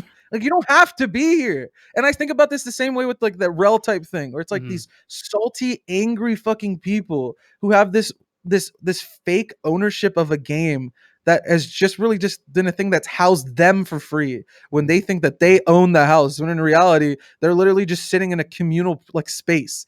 Like the game is not yours, it's not mine, it's not theirs, yet they constantly complain when in reality they can just not play. Like just don't. It's as mhm, simple as that. mhm, I'm a big proponent of like arguing with your wallet and saying like if something is bad, I do not buy it. I do like I'm not gonna buy a Bethesda game. Mhm. Like I refuse to buy anything Bethesda because they've done me dirty, and this is how I protest. I give them no money, Yeah, and that's their lifeblood. If enough people agree with me, then they'll either make a better product or they'll go away.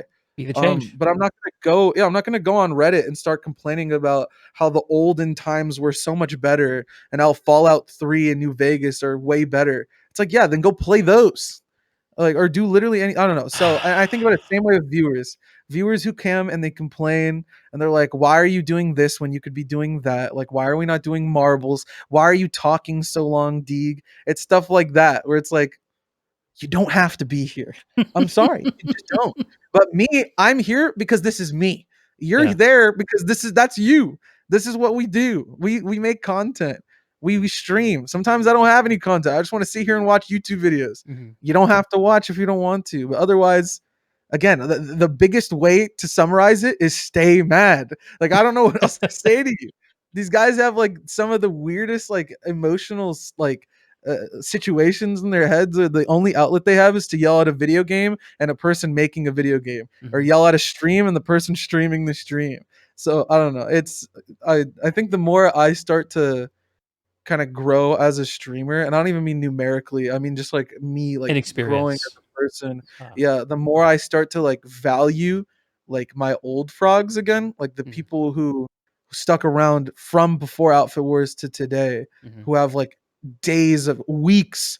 Like I have one of my most dedicated viewers, Kurseva, has more than a month of watch time on my channel, Damn. and that's insane. Like cumulatively, if you add up every single second that he's watched the stream, he's watched it for a month plus. Mhm. And it's stuff like that where it's like, and here, El Ray 02, 1 month, 4 days, 18 hours. Yeah, It's word. like I cater my content for people like that, Yeah.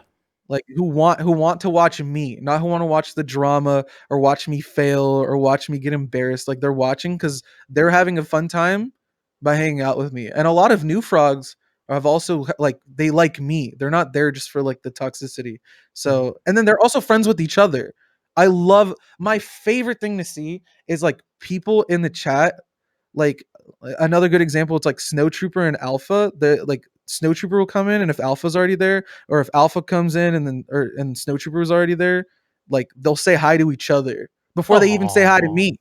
Before they even say hi to me, and I Aw. love that. It's like making friendships from my stream, or like Yeah, Elray yeah. Zero joined B-Way because I like gave him the exposure to like know about more outfits, and Uh-huh. then now he has like a group of people to play with when before he was like in a dead outfit. Yeah. So it's like it's stuff like that. Like I really like having a community, and the more I stream, the more I guess I'm streaming not to because that's what I told you why I started streaming, Mhm. but why I keep streaming is almost like I feel like I'm like this the glue of like a friendship. Mhm. Like you might have been in a friend crew back in the day where like you only really hung out if that one person was there Right. because they were the glue that held everything together. Yeah. I almost feel like I'm that glue for a lot of people that hang out. And like if I were to not stream, a lot of people would just be like, "Well, I'm just gonna go do something else," and then they wouldn't like Yeah. have those social interactions in chat. And then like I'll see people in chat go like, "Yo, are you doing anything right now?" And they'll be like, "Nah," and then they'll go play a game together. I'm Yeah. like, I don't care that I lost 2 viewers. I'm glad that they're doing something and Yeah. having a good time. So it's like building those friendships and actually having a community is way more important to me than having 100 viewers or Right. being the number one streamer or my revenue being at a certain number or me having partner. Like none of that shit really matters to me anymore because again, I'm so happy to see that there are people who will watch me go from Planetside to watching cooking videos to playing Minecraft to like just Mhm. doing whatever because they're down to hang out with me rather than just be like, oh, what's the next thing? Is he gonna yell at Rel or say something bad about the game? Like I don't know. So I Rel love fucked that. up. Let's watch Shoctorr. Like yes, indeed. Are you gonna cover this thing? I get pinged on Discord like every time something comes out. Like you gotta shit on the Uh, containment sites. It's like, are you gonna talk about that next? I'm like, no, it's not that bad. It's not the best thing ever, Mhm. but again, it's something that everyone can do. And you know what? I'm not gonna hate on something as long as everybody gets to experience it. Yeah. It sounds like you've made something bigger than yourself and you see the value in it and you have a measure of worth that is more central to you than things like viewers, things like subs, things like any of those metrics that to you, that's what drives the interest in actually showing up and doing the thing. For sure. Like I'll see like a lot of people that stream specifically Planetside, I Mhm. think have this situation where people are watching the game and not the streamer. So like you'll see Mm. them play Planetside, they'll have 10, 20, 30, maybe even like 40, 50 viewers, right? But then if they go play like literally anything else, they'll drop to like three, Right, two, right, 1, 5, etc. I've noticed that my retention is a lot stronger because again, like people are here to hang out with me, right. and then like I'm here to hang out with them. Like I Mhm. like interacting with chat. I like looking and seeing what everyone's saying. Like I like seeing them like if something funny happens, like they'll use their channel points and like go like, "Oh, I lost," or they'll spam my emotes and stuff like that. Like Uh-huh, I love that stuff. And like I'll have like a bad day and then like my day will get better because I streamed. Or uh-huh. like I'll have a good day and then I'll feel good and then people will tell me that they had a bad day and then now they feel good because they're here. Like I've Yeah, gotten a man. lot of good stuff about that. Those So are it's good like it's moments. like this it's a back and forth relationship that feels like I don't know. It doesn't feel like I'm wasting my time at my desk anymore. And like I want to Yeah. do more stuff that's like relatable. So Bro. when I move out like cooking streams and IRL stuff, like I want to do like more Yeah. stuff where I can be like me and kind of showcase that and have fun with people because I'm genuinely like this normally. I talk a lot. I barely give people a chance to speak. I uh I lose train of thoughts. I go talk on a different tangent, then I bring it back because I still remember my first tangent. Mhm. Like that's just always been me. And I'm glad that at least somebody likes it. Like it went from nobody really watching to some people going like, this guy it's kind of funny. Yeah. Like I was always seen. I was called Scuffed Afflick for the longest time because they were Oof. like smaller beard streams on the off hours, and it's like I mean I guess, but like I've been friends with Afflick for years. Like Uh-huh. I'm not. I'm a very different person from him. Yeah. When it comes to like the different stuff we like and the different stuff we do. Like I've never seen I've never seen Afflick stream another game other than Planetside and Call of Duty Warzone. Dude loves And Planetside. he's a big Planetside advocate. Like Mhm, mhm. so, and someone just redeemed channel points. I thought I turned this off, bro. I did. Why did it play? Sorry. Which one was it? What But yeah, what did they pick? it was the well, I can't read, and it's like some southern guy running away. It's funny. I think Uh, my favorite one of your channel point redemptions, either the true one, I love true, oh, he shouldn't have said that, bro. and I also love Let me turn this off before people the no spam it. anime allowed one. That's good, I Oh like yes, that. that one. Just want to make sure that's off. All right, cool. Uh, yeah, if you're redeeming true, you're not getting a refund. So many people are spamming channel points. Get destroyed. Yeah, so, like, even that caused hatred towards me, the true thing, because people, they clipped it and they just started spamming it, like, in all these other Discords. So, Right. like, somebody because it's like a good one, bro, but it's, like, a really Yeah, bad joke. yeah. Or, like, it's one of those things because the situation that happened was I was doing, like, a Reddit review. I was just scrolling through Planetside Reddit, and there was, like, some Titanfall, like, obscure Titanfall slash Planetside joke that I just didn't understand, and everybody else was spamming question marks like what the fuck does this mean, and I was like, oh wait guys, they're gonna know we're normies, and I was like true lol w true, and then ever since that like I don't know, it was yeah, it just became an absolute mess. Like people Yeah, it's a spam it monster. It's a whenever they know monster. will piss me off. Yeah, the only thing that can really piss me off is me, I guess, because like I'll be chilling and then people start spamming that, and I'll just get really pissy. I'll get super mad. I'll turn them off, and yeah, I don't know. So it's for sure like the channel point rewards and the anime one's cool. All those new ones that got added were like again like in response to like the racism thing Mm, because it was like people were like, "Well, change it," and I was like, "Well, one, I don't. It's not racist, and mhm, two, low key, we've had these for months. Let's change them anyways." And mhm, then we made like a whole new refreshed batch of them, so that was kind of mhm, cool. mhm, Um, so yeah, the channel point rewards are super fun. You do like channel point predictions. Like people love gambling in my chat because the channel points like have value. Like a lot of people they try to. I've noticed this a lot. Like people try to copy or like emanate like what other streamers do, but then they fail to see why other like people actually Uh-huh. like tune in or to see why you would want channel points in the first place. So Mhm. like you'll run a channel point prediction, but then if you don't have anything to do with the channel points, it's just like there's no value behind it. But Right. now it's like there's value behind the channel points because if I have enough, I can spam true 5 times in a row and piss off the streamer and ruin his day. And that's more than like some people would take that over just getting $10 for free, Uh-huh. like just pissing me off. Like and that's good. Like I'm glad that they're down to do that. Like they're not being toxic in a negative sense, but yeah, it's like Pope says he can spam 56 trues right now. Like Oh, if he man, the wanted to. power. The Yeah, power. it's like that is a lot. I'm like only That 5 times is question mark. Yeah, so it's like that. It's stuff like that. And then yeah, for sure. It's adding value to things and giving people like a reason to watch outside of obviously just sitting there and hanging out yeah. with me.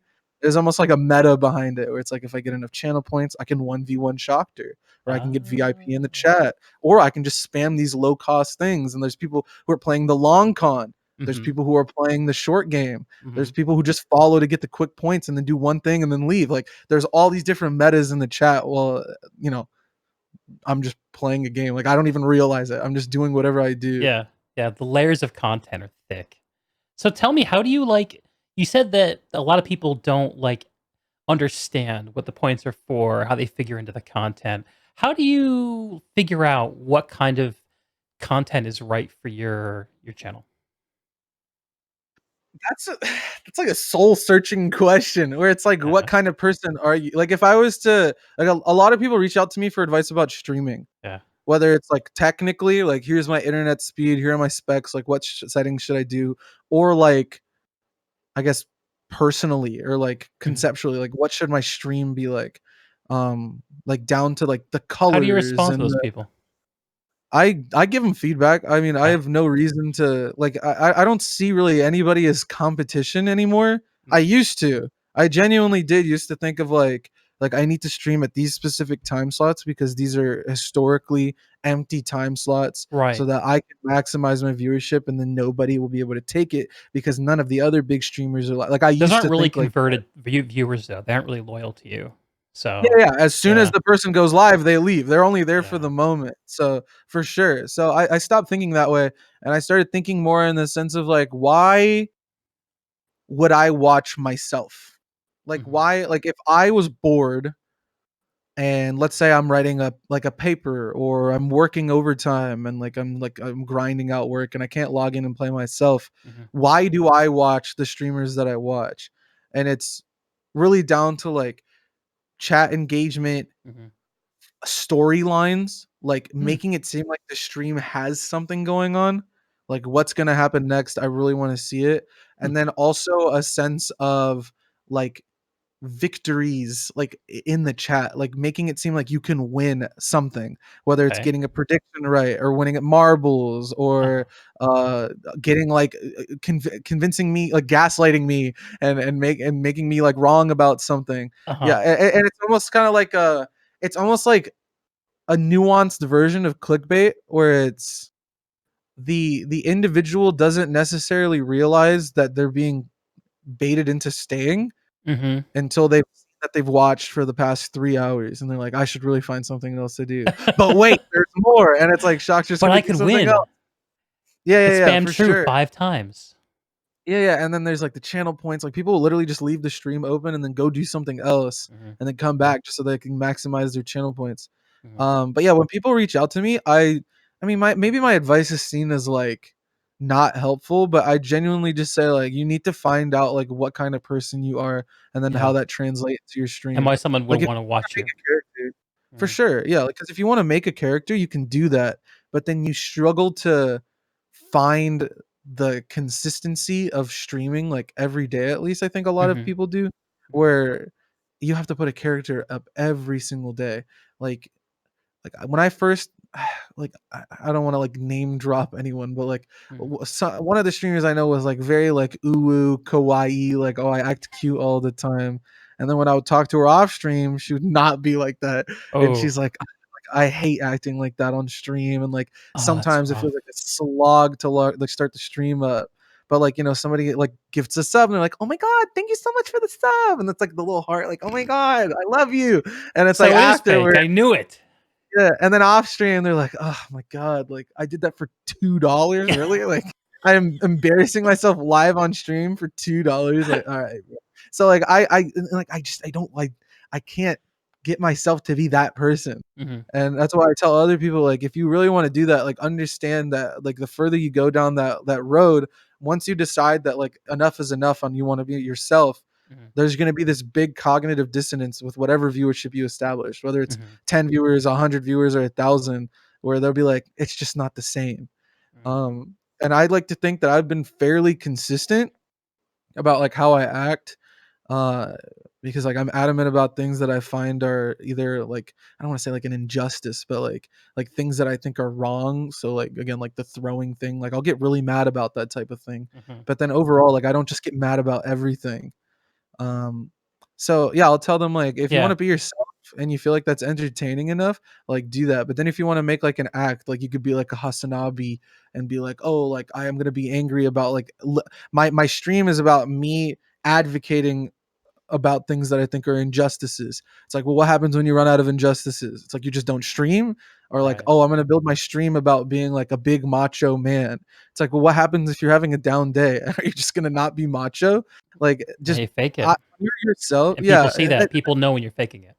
yeah, for sure. And like once you start doing that to yourself, the more you start to find yourself in these scenarios where it's just you don't want to do the thing that you originally liked to do. Yeah.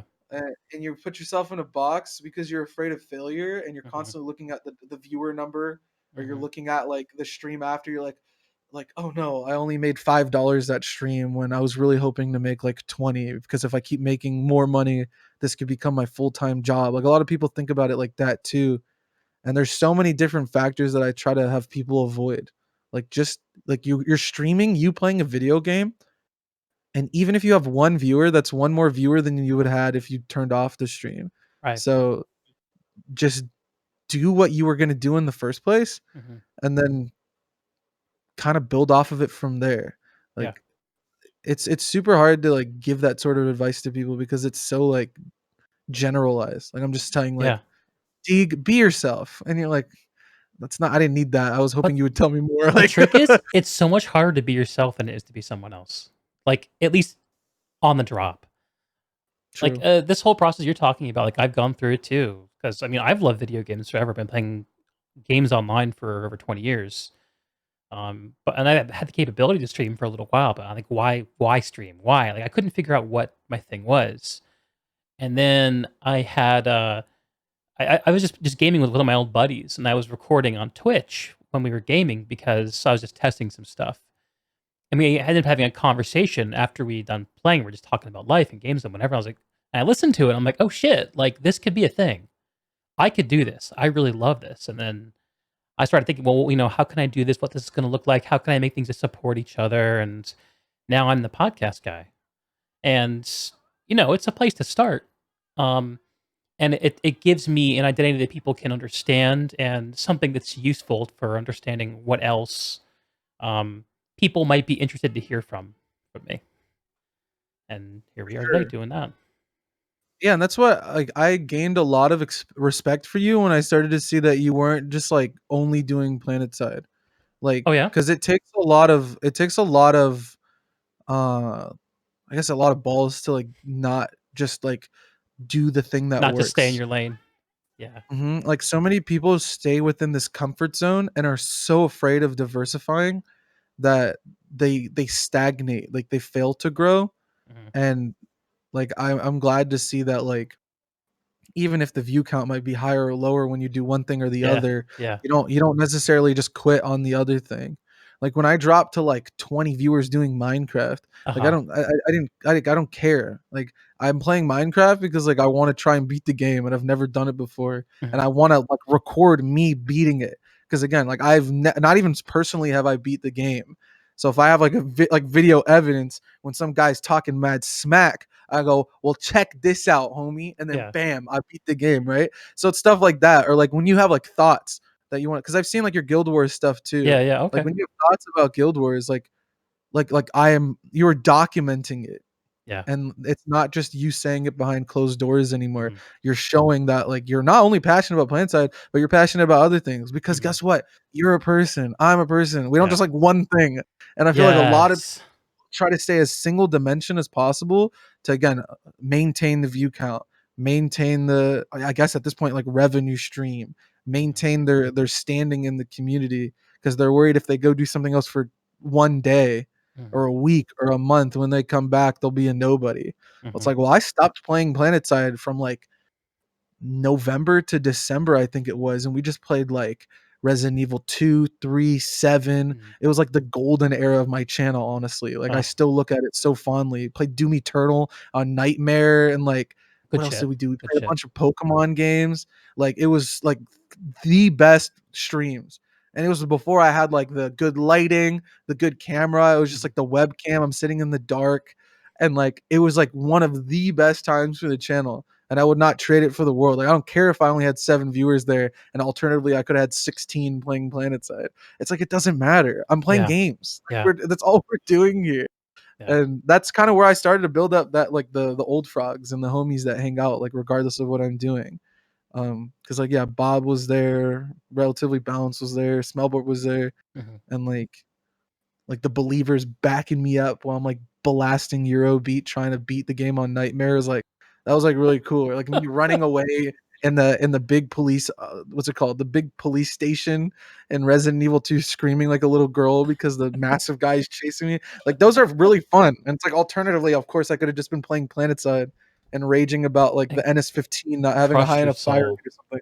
Yeah. Yeah. So and we're going back into that. I haven't really been playing a lot of different stuff because we've just kind of been in a drought when it comes to games. Okay. Like there hasn't been a lot of cool stuff. Like Cyberpunk was supposed to be that thing that like saved gaming, and it was like one of the buggiest messes. Like I Wah, despise wah. that game for Yeah? sure. But like Despise no, it. Resident Evil, yeah, I hate it. Like I absolutely despise that game. But like Resident Evil 8 comes out to tomorrow slash tonight. Okay. Subnautica Below Zero, like I loved Subnautica, the first one. Uh-huh. The story for Below Zero comes out next week. Next week, there's the Mass Effect One remake also comes out next week. Mhm. Like Mhm. there's a lot of cool stuff. So like Variety is coming back to the channel, Hell going yeah. back to old Shoctorr. Yeah. I hated streaming for when Outfit Wars was a thing, just because it was like I felt like Why? I had just had felt like I was reporting for work. Well, not for the gameplay. I loved playing with my squad, especially my Uh-huh. 69 KD squad. Yeah. Like I still talk to them every day. TJ Panda, Zangief, uh Gnidiot, like all of them. Wodo, Mhm. Uh-huh. like we made an outfit afterwards. Like you've seen Maki in game. Yeah, yeah, yeah. Um yeah, like we still hang out every night and we still like we play random stuff together. Mhm. But it was more like the drama afterwards, where like me being the advocate against it Mhm. made me always the center of things that I wasn't even necessarily directly involved in. So Yeah. like People want your I would opinion just on stuff. always People be want you to like, validate their opinions. yeah, yeah, yeah. And then it turned into this like, are you pro Shoctorr or anti Shoctorr? And it's Uh-huh. like, are you watching Shoctorr stream to boost the view count of the one position, or are you watching another streamer to try to boost that viewpoint instead? It was almost like advocating with your viewership. It was weird. So it did turn into this weird slog. Um, but again, like so many people showed such like positive support for the channel and stuff like Mhm. that too. So I really walked away with, from Outfit Wars like overall happy, regardless of playing for 3 It's teams a and losing every weird time final. for the game and a weird Yeah, time for yeah, the community as a result, I think. for sure. Because there was a lot of people who were mad at others for personal reasons that wasn't even like applicable to the game itself at that point. So you were seeing individuals just like bring up stuff that made literally no sense in the moment. Mhm. And like you even saw it with like the Commander Series thing again with the Obs can, where they were saying like he's balding, has been, uh, boring, etc. And I'm like, how does that have to do anything with the argument of Yeah. him doing something He's not either wrong. They just good hate or him. bad? Yeah, yeah, yeah. So and it's like it's not even whether he's wrong or right. It's just like I need someone to attack. Outfit Wars is over. The only reason I was playing Planetside and getting involved in the community was because Yeah. we were being toxic to each other, and now I Mhm. can't be toxic. What am I supposed to do? And it's like finally something. And I think that's why like so many threads were popping up. Like Rel was like, I don't understand why this is like in the forefront right now. And I was like, well, because we kind of established that this is the meta when it comes to Reddit, Twitch, and I guess that's really it. Like Yeah, this is what we do now yeah. with outfit wars. We reward negative behavior by giving them attention. So upvoting, commenting, etc. It validates negative opinions, and then people are just waiting for that next thing. And So it went simple from negative outfit wars opinions. to Like, this is one of what my was things that? about Reddit. This is one of my things about Reddit is it tends to amplify not just negative opinions, but simple opinions, ones that are easy to understand. And most situations don't have simple explanations. Like, look at the Serious Observer Cam stuff. Look at the collusion stuff in Outfit Wars. None of that shit is simple or straightforward. Mhm. And it's the simple takes that get upvoted and become gain meme force. And the meme force in the community has the power to shape the way outsiders see the game.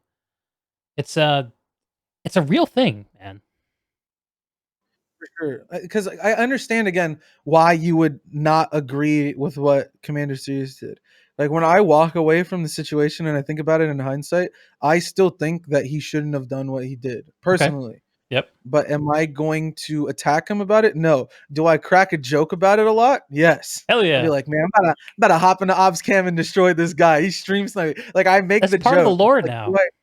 yeah, for sure. It's the same thing like with a lot of the stuff that like again, a lot of people take what I do as hate, but it's genuinely just memes. Like another one was like the Archie when he said like mob training to get outfit loyalty 3. Like now I say that all the time now. I'm like, bro, I'm gonna mob train. Have you Mob seen that training? clip? No, I haven't. Yeah, so there's a clip where they were discussing Outfit Wars. Like I think you probably saw like he would cover Outfit Wars Friday, Saturday, and then he Hmm. would usually do like the recap stream on Sunday. He Yeah, would like I did see interview people, those. etc. Yeah, and one of the talking points for the specific day was about the outfit loyalty grind. Should it be harder? Should it be Uh harder? huh. Like should it be harder so that ringers can play, or should it be easier so that other people can play, etc. Mm. And somebody in the chat was like, "Oh, like it's actually really easy to get loyalty level 3," which I agree with. I got loyalty level 3 on 3 different characters fairly Yeah, quickly. it's an evening of work if you know how to kill. Yeah, and it's not even killing honestly. Like if you're just hot, if you can just find a base that's constantly flipping, especially if it's a larger facility, like Mm. it's just 150 out for loyalty, 150, 150 over Right. and over again. But Archie said that it's similar to mob training in other MMOs and games where the best example I can give about what mob training is like if you ever played like zombies from Call of Duty? No, Have you ever seen gameplay of zombies from Call of Duty? I avoid Call of Duty related things. Okay, understandable. But I think I Well, understand the concept. So, like, I play World of the Warcraft, and yeah, the if pathing is you very simple if in that game too, right? yeah, like The mobs just kind of follow you directly. there's a very popular farm in World of Warcraft for leveling people up, where you get a mage, you go to a dungeon called Maradon, and you pull every single monster in the dungeon. But because they're also stupid and slow, you just outrun them, go around corners, and you get everyone up, wait until they're all in the same place, and you just blast them. So One AoE hit or like a couple AoE hits, and yeah, then they're all gone. Same thing in Call of Duty. You get all of the zombies, you get them to all train and follow you because their pathing is exactly the same every time. They will follow it like a train until you deviate close enough, and then they will follow you and try to kill you. So it's similar to either of those. So what he said is that people what they do in order to get Alpha Loyalty 3 is they do that on live. Like they mob train real players, and then they orbital strike them, and then oh, they that's get like good. loyalty That's level 3. good. So Yeah, that's and good. like I couldn't stop laughing at that. Like I was like, it's not this. Like these are real people. So it's like, how do you mob train a real person? You have to really debate them to get them to do that. uh, So it's stuff like that. Like that's just like that is now in my lore. I was there. Like I say stuff like that all the hmm time. I'll be like, I hmm was there, Pog. Where it's like I was there, and I can like I have my own inside joke that I'm not like taking from someone else. A lot hmm of times inside jokes are like, oh, somebody else said it, so now I say it. Where it's like I was there live when I saw them say that. Yeah. Where it's like, the obs camp thing, the Nah, mob training, sharing there's so many different things. being there for Rel stuff, those stuff my experiences and nuts, stuff like that. I love that. yeah, being there for those kinds of community experiences and sharing it with people is like it's the stuff that human connections are made out of. Like it's the reason that like you're better friends with the guy who helps you move than the guy who you play Magic with on the weekends. Like, people who actually show up and help make experiences and help get things done, like, I don't know, like For sure. Yeah, like the spinner hat, like this is like the Fiji team that's playing in PIL. mhm. Uh Tomorrow, like they all have spinner hat logos where they have they have their normal Discord pictures and Uh, then they put a spinner hat on top of it, and the team nice. leader for Fiji like gave me my own version of it. I was like, I'm gonna buy one. I bought Commander Sirius sunglasses. Like I'm in the lore, Oh, bro. Like nice. I love following the stuff and I like joking about it, but then some people take it as me being toxic. They're like, well, Shoctor's acting like an 11-year-old. I'm like, I guess, but I'm having fun. Like, that's all I ever want to do. If I'm pissed off, I don't want to stream. So I Mhm. have to at least have some sort of fun. So for sure. Context, bro. Find some context. Yeah. Yeah, and, it's do you think that you are, um let me think of how to formulate this question. I'm hearing what you're saying about, like, people thinking you're toxic, people looking to you to rag on Rel, the whole racism thing that happened, which I don't we can get into if you want, but I'm not feeling super excited about it. I'd rather not. Yeah, Yeah, alright. it's such People a can dumb topic. there are videos out there, you can find them. Yeah, there are plenty. Um, but do you think that you're, particularly an object of hate or scrutiny or negativity in any kind of meaningful way? Does it bug you? How do you feel about this phenomenon? People trying to use me to like almost like amplify their agendas, kind Yeah, of like that. Or it's like, does it like roll off your back, or does it bug you, or like how do you deal with that so day over day? in the beginning, I didn't necessarily realize it was happening Mhm, because I had fairly consistent growth until like February when I started doing, I think it was like late January, early February when I started doing like uploading YouTube content, adding like long form content or short form, excuse me. So mhm. it was like because before you can only consume Shoctorr if he was live, but now it's like you can consume Shoctorr whenever if you go on YouTube. Yum. And it was like once the channel started to grow there, and Rel would come to my chat before. Like Rel being in my chat was Mhm. not something that just happened out of the blue. Like Right. Rel watched me play Alien Isolation in front of like 8 viewers and he was like one of them. Yeah. And he was just like chilling watching and he was just there. Um like him being in my chat is nothing out of the ordinary Yeah. because I see him he in mine remembers. too. I can confirm this happens. Yeah, yeah, he's huge on, like, supporting other content creators Mhm. especially from Planetside because that's where he came from. And, like, I think he remembers me as well from when he was still a content creator and I was, like, always trying to get his attention in yell chat. This is, like, 18-year-old Shoctorr, You were one of like, those being like, people, huh? "It's a YouTuber! Hey, Rel, over here!" Like, I wouldn't do "Put anything. me Like, in I your wouldn't actually, like, video!" no, I didn't do stuff like that. I would just be like, "When's the next video coming out? Can't wait for the reviews," like, stuff like that, just to, like, get Nice. his attention. So, like, it was stuff like that where I'm sure he remembers me because I was as annoying as I am now, but actually, excuse me, I was way more annoying, never mind. I was, like, 50 times as annoying as I am now, but I would never would stream, it would just be in prox chat. There's Mhm. so many videos, especially from the Goku people, because I used to be in Goku, that would just like you would upload it and they would upload it, excuse me, and you would just hear me like screaming the dumbest stuff because that was what Goku did. Like that's all we ever did. Uh-huh. KV was like the biggest leader of like adult children that I've ever seen. Um, so like when it comes to that, like a lot of people assume that Rel only got notice of my channel when I started to get like more traction and viewership. But in reality, he had been there the whole time. Like we'd interviewed him before. Like he's always been a DM away. I've had him as a friend on Discord since like last summer. But now my the way I act now is very different. Like I'm not starstruck. I don't like if like do you know who Freddie W is? This is a weird thing, but he No. made like YouTube videos back in the Okay. day. He was like a big YouTuber. Have you heard of Video Game High School? Maybe Yes. you've heard that?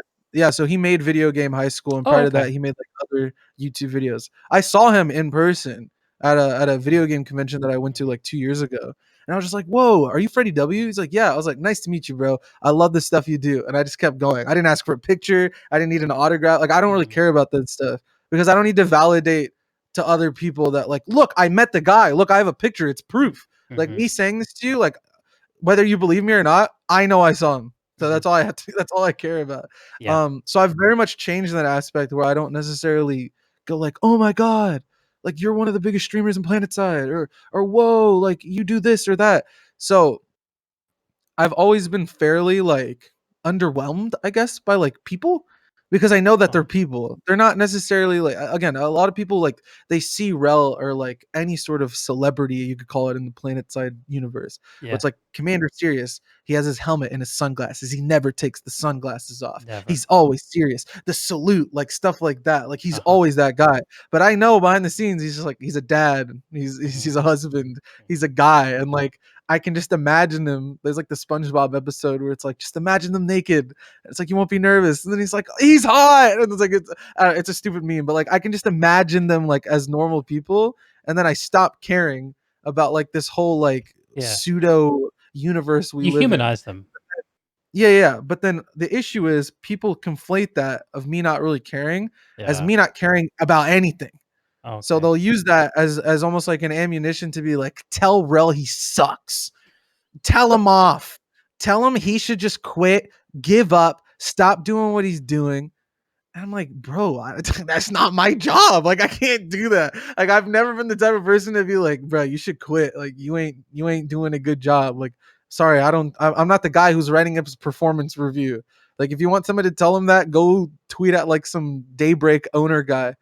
Um, so yeah, a lot of people kind of use what they think is me because again, they're new frogs. They just came in this specific scenario where they think Rel is only watching because I have attention and that I am this guy. But in reality, he's been watching since way before with the old Mhm. frogs. He was just sitting Mhm. there and like this was back when people could chat to Rel and he would chat back and it wouldn't be a Planetside question. It would be Mhm. like, I don't know, Smellborp would be like, "Hey Rel, what's up?" And then Rel would be like, "Hey, what's up, Smellborp? Just hanging out." Like, Yeah, yeah. but now it's like, "Hey Shoctorr, can you tell Rel that tanks should be better or whatever, or that this should be like that?" Or and it's like you're not going to use me as your talking box, suggestion box. Yeah. And then they'll also tweet, they'll chat at him because again, he's in the chat. They'll Mhm. start sending questions directly to them. So I just have my mods time out literally anybody that's at Rel with like a question. Ah, smart. Uh, Smart. so yeah, and it's kind of worked out obviously because now like people don't want to get timed out. But on the other side of the coin, like again, a lot of people just come into the chat because that whole anonymity thing again. They just Mhm. want to be an asshole. They say like "fuck you," "you suck." They get banned, and then they're like, "All right, well, still got to say what I said." And then they move on, or they make another account, and then because making a Twitch account's free, like you don't have to do anything. Mhm. Uh, so yeah, for sure, like people do use me as that, but we have since had many a moderator meeting about how to deal with those individuals. And I'm happy Sure. to say they don't come around anymore. I don't validate them with a reaction. We just ban them and we move Yeah. on. Yeah. Yeah, it's interesting. Even at, like, the number of viewers I have, which is not comparable to you, I've seen that too, like, with Rel coming through and people start adding it, asking him messages, and, I haven't had to ban people. I don't have that many people come through, but, what I've said to people is, Rel's just hanging out. He's a gamer.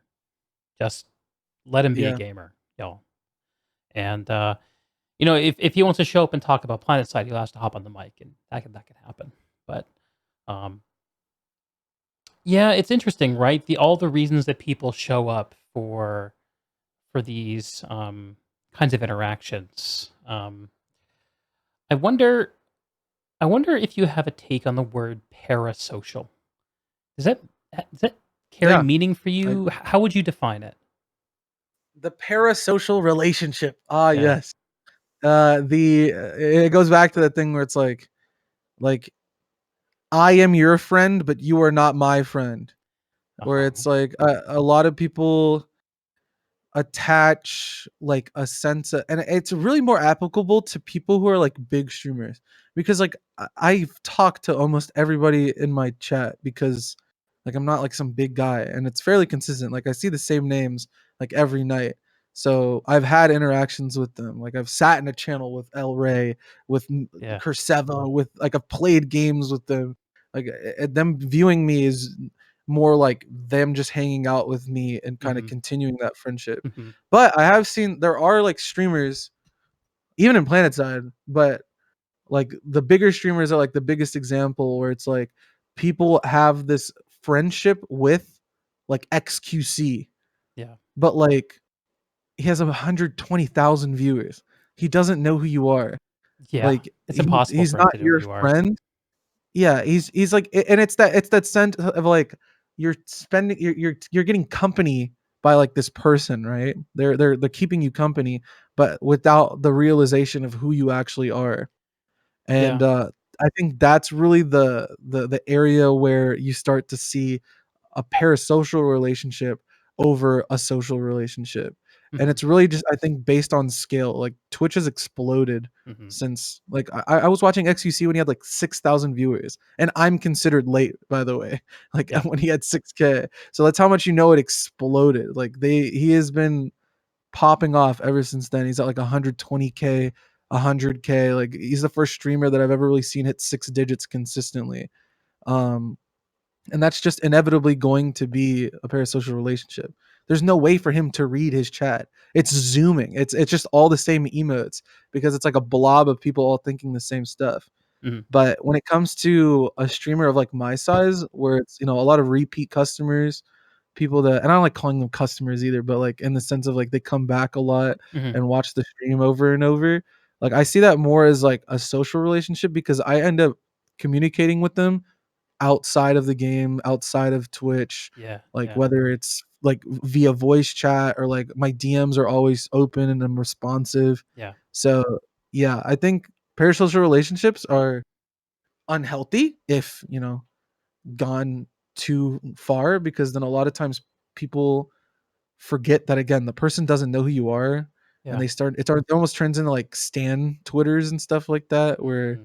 they're extremely defensive of their person Yeah. and like And if then any argument that happens, it gets and that can really turn bad. sour, right? It can go Yeah, it gets negative. super ugly. Yeah.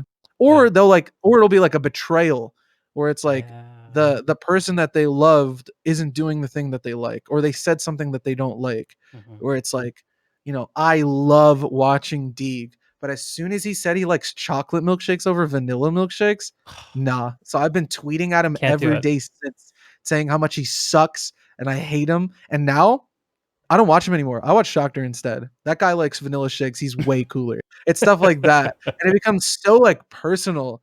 And Uh, again, like me and you in that example have no beef towards each other. We did literally nothing wrong. But then now there's this insane argument, this insane amount of toxicity growing underneath like the covers of like that sort of thing. And that's happening on like a major scale right now mhm. with Mhm. like bigger streamers.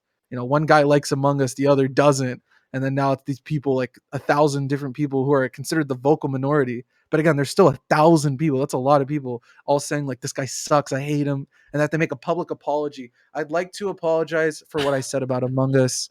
It's very unacceptable, and in the future I will try to make sure my Oh, words are a little man. more calculated. Could you And it's imagine like having to make a it's public so weird, apology about making a how about stating an opinion about a video game? God. dude.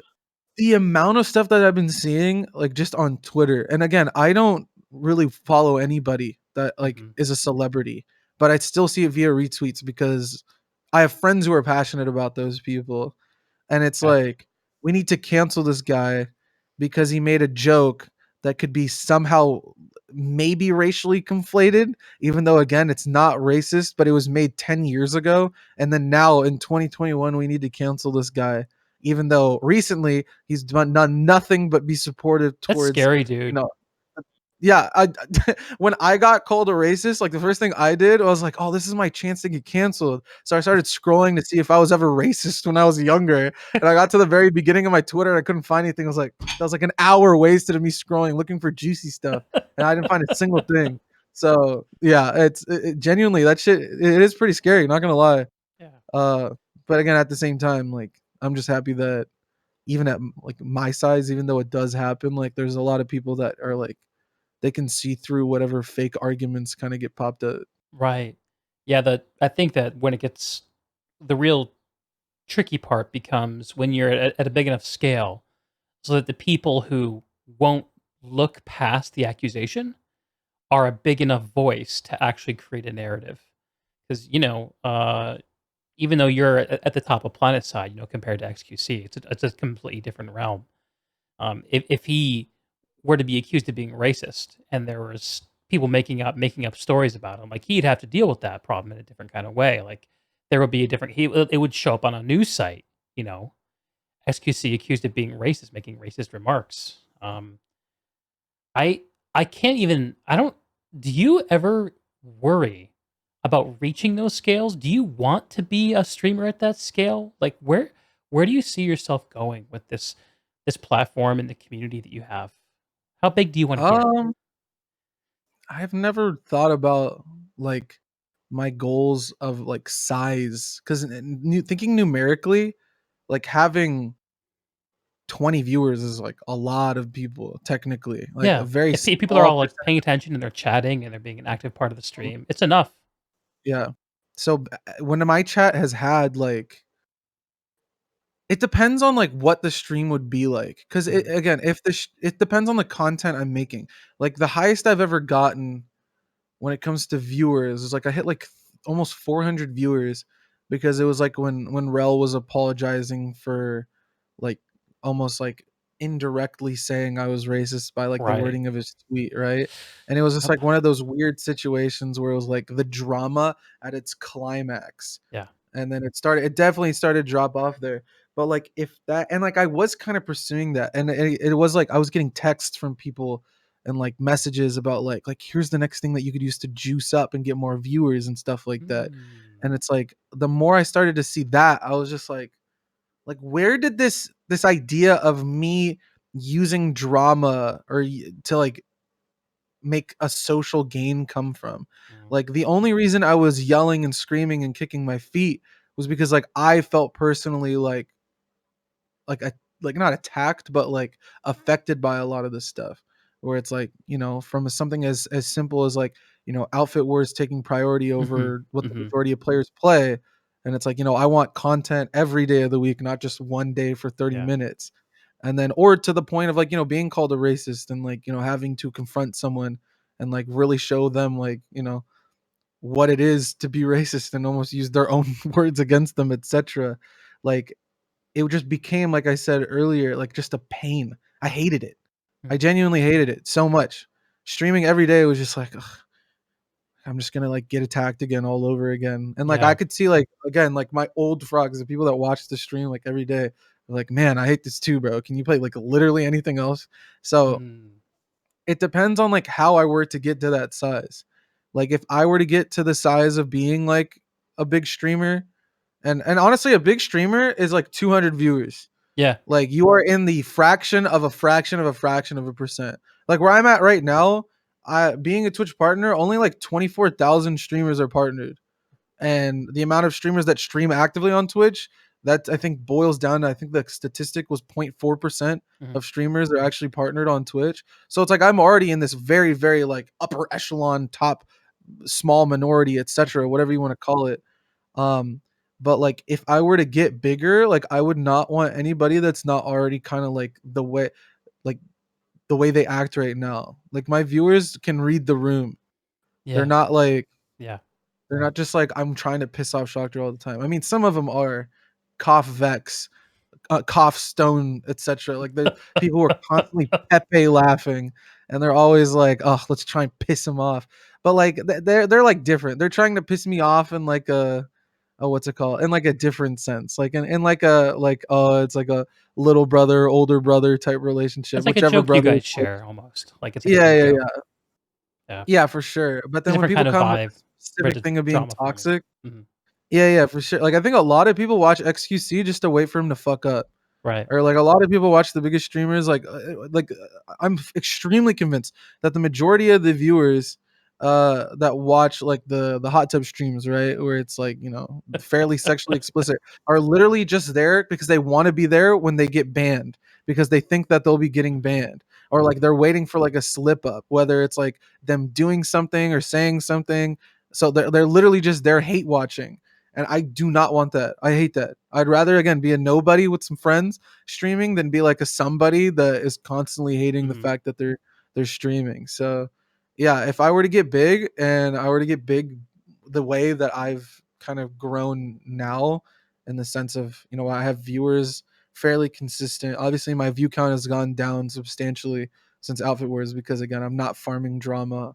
Yeah. But like, if I were to just kind of have what the viewership that I have right now is like, and then keep bringing in new people that are kind of like that, just want to hang out, talk about some fun stuff, watch a video, play a new game, then Mhm. yeah, I would love streaming. I would make it my full-time thing. But if it was literally farming drama every single day, Mhm. hell no, bro. I wouldn't quit because I would still just do what I usually do anyways. So yeah, Sure. again, it really depends on how you grow for sure. Yeah. Yeah. It's all about what are your core values and how do you manifest those, in the world of Twitch. That's really makes sense, man. Um, and that reads loud to me. And that's something that I've given a lot of thought to as well. Well, hey, Shock, I am needing to take a short break. If you want to continue, I'm certainly game to do that. Would you like to take a short break and continue, or do you want to tie this thing off the night? What do your We can go viewers for a want? little bit more. All right, all I right. don't give a fuck, dude. Yeah, True. I don't really care. Yeah, I true. Yeah, you can go ahead, bro. turn it back on. We'll be back in a couple of minutes.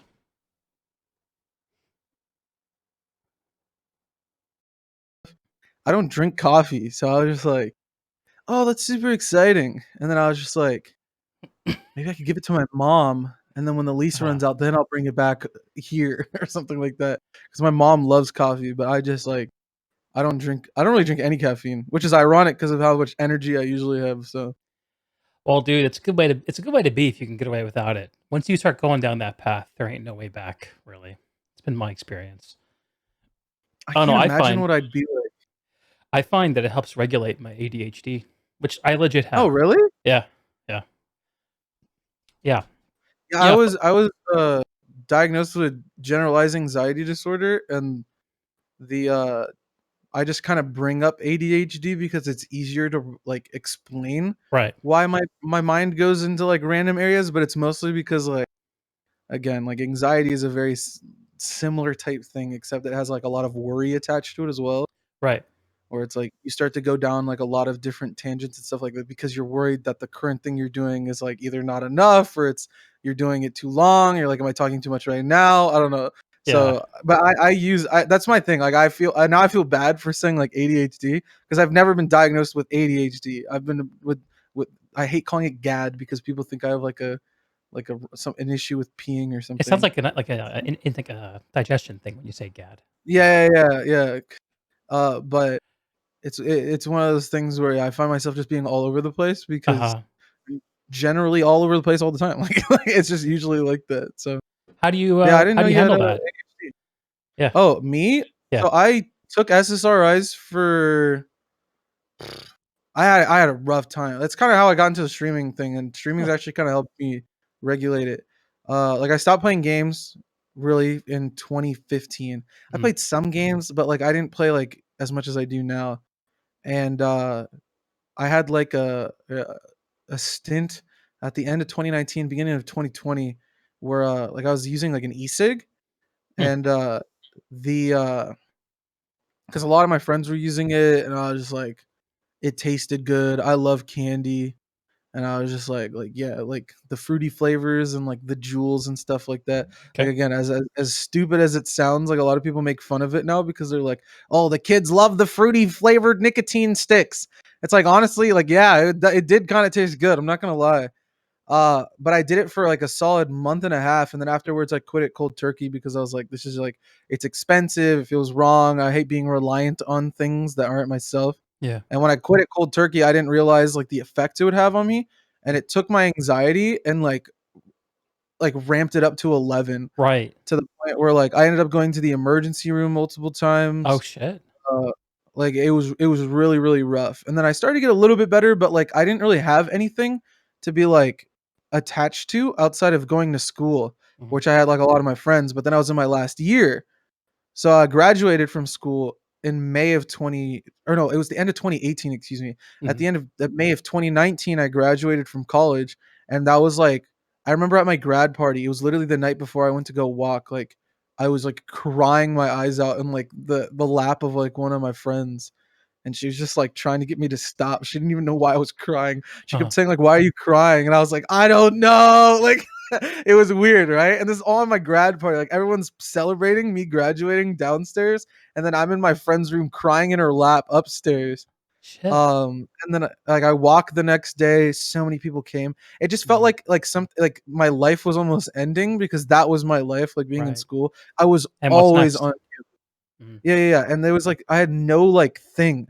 I had no thing other than, like, my music and my job, Mhm. and it felt like my music was always going nowhere, and my job was always going nowhere, Mhm. and the only thing that really felt like it was ever going somewhere was, like, the relationships I had at school, Mhm. where it's like, "Oh, there's a party next weekend. Oh, there's this happening on Wednesday." Like, there was Oh. always something to, like, look forward to. Yeah. Um, so I started struggling a lot after that, and, like, I just kept having, like, the same issues that, like, I thought I had gotten over, Mhm. after quitting the Jewel back again. And then it got to its apex in, January of 2020, where I was going down to a lot of people know I live in the DC area, but Okay. I was going down to Richmond for a party, at VCU, and my friend was driving me. My friend Alan was driving, and it was like raining really hard. And it's like from DC to Richmond, it's about like a 2.5, 3 hour drive. Okay. And then like we were like 20 minutes out, and like I had like a friend of mine. She was gonna like pick me up, and we were gonna hang out, get some food. I hadn't seen her in a while, and like she's like, "Yeah, let me know when you're like 20 minutes out." So it's like perfect, we'll do. I see on the GPS we're 20 minutes out. I grab my phone, and then we get into an accident. Some guy crashes into my friend's car, crashes into another car, and then almost crashes into one of those tanker trucks, like with like full of gasoline and stuff like that. Holy shit. And the car hit the back right, and then it hit like it basically went along the side. And like if anybody was in the back seat so it was just me and my friend Alan, so we were Yeah. both in the front two seats. If anybody was in the back seat, I have no idea what would have happened to them. But I got knocked out, and then I woke up like in the car. I couldn't open my door because of the damage on that side, so I had to Yeah. climb out of the side. I looked super dazed. EMTs were like, "You should probably go to the emergency room to like make sure you're not like internally like bleeding, excuse me, in your head." Mhm. Mhm. So I was like, "All right, let's go." They scan me, I'm fine. I call my mom, and she's like, "I'm coming right now to get you." I'm like, "Nah, I'm fine." Like I'm just like dazed, and it's 3 hours. Like, I'm not gonna wait in this emergency room for you to come. I'm gonna get picked up by my friend. And then I ended up going to that party that I probably shouldn't have gone to, honestly, because like, and then just like, and then the next You day, got a I story, man. That's the best time to go to a party. You got a story to yeah, for tell. sure. Hey, it was crazy the amount of people that like were like, "Dude, we heard you got into an accident. The fact that you're Yeah. still here, that's crazy, bro." Yeah. They're like dapping me up, like, "Bro, you're nuts. Yo, you almost died and now you're getting lit. That's lit." And Yeah. we're like, Yeah. I'm like, "Yeah, yeah, dude, totally." Because again, it was like one of those like keeping up my persona, because everybody knows me as like Planetside, but in my area, everybody knows me from my music. Mhm. And like I was like I was like fairly well known, especially like within the schools, because I would perform at like all the different big colleges Mhm. at in the area here. And so when I finally what's it called, like when I finally had this situation where like I was like trying to keep up with my own persona, it was like a breaking point for me, Mhm. where like because then what happened was, got into an accident, got picked up by my friend, went to the party anyways, then woke up in a random couch, had no way to get home. Friend tells me she's going to DC to go to some other event, and she wants me to come. I go with her instead. Go back home. I changed super quickly. Go to her house. Go back to DC. Get drunk again. Go back to her house. Sleep. Wake up again.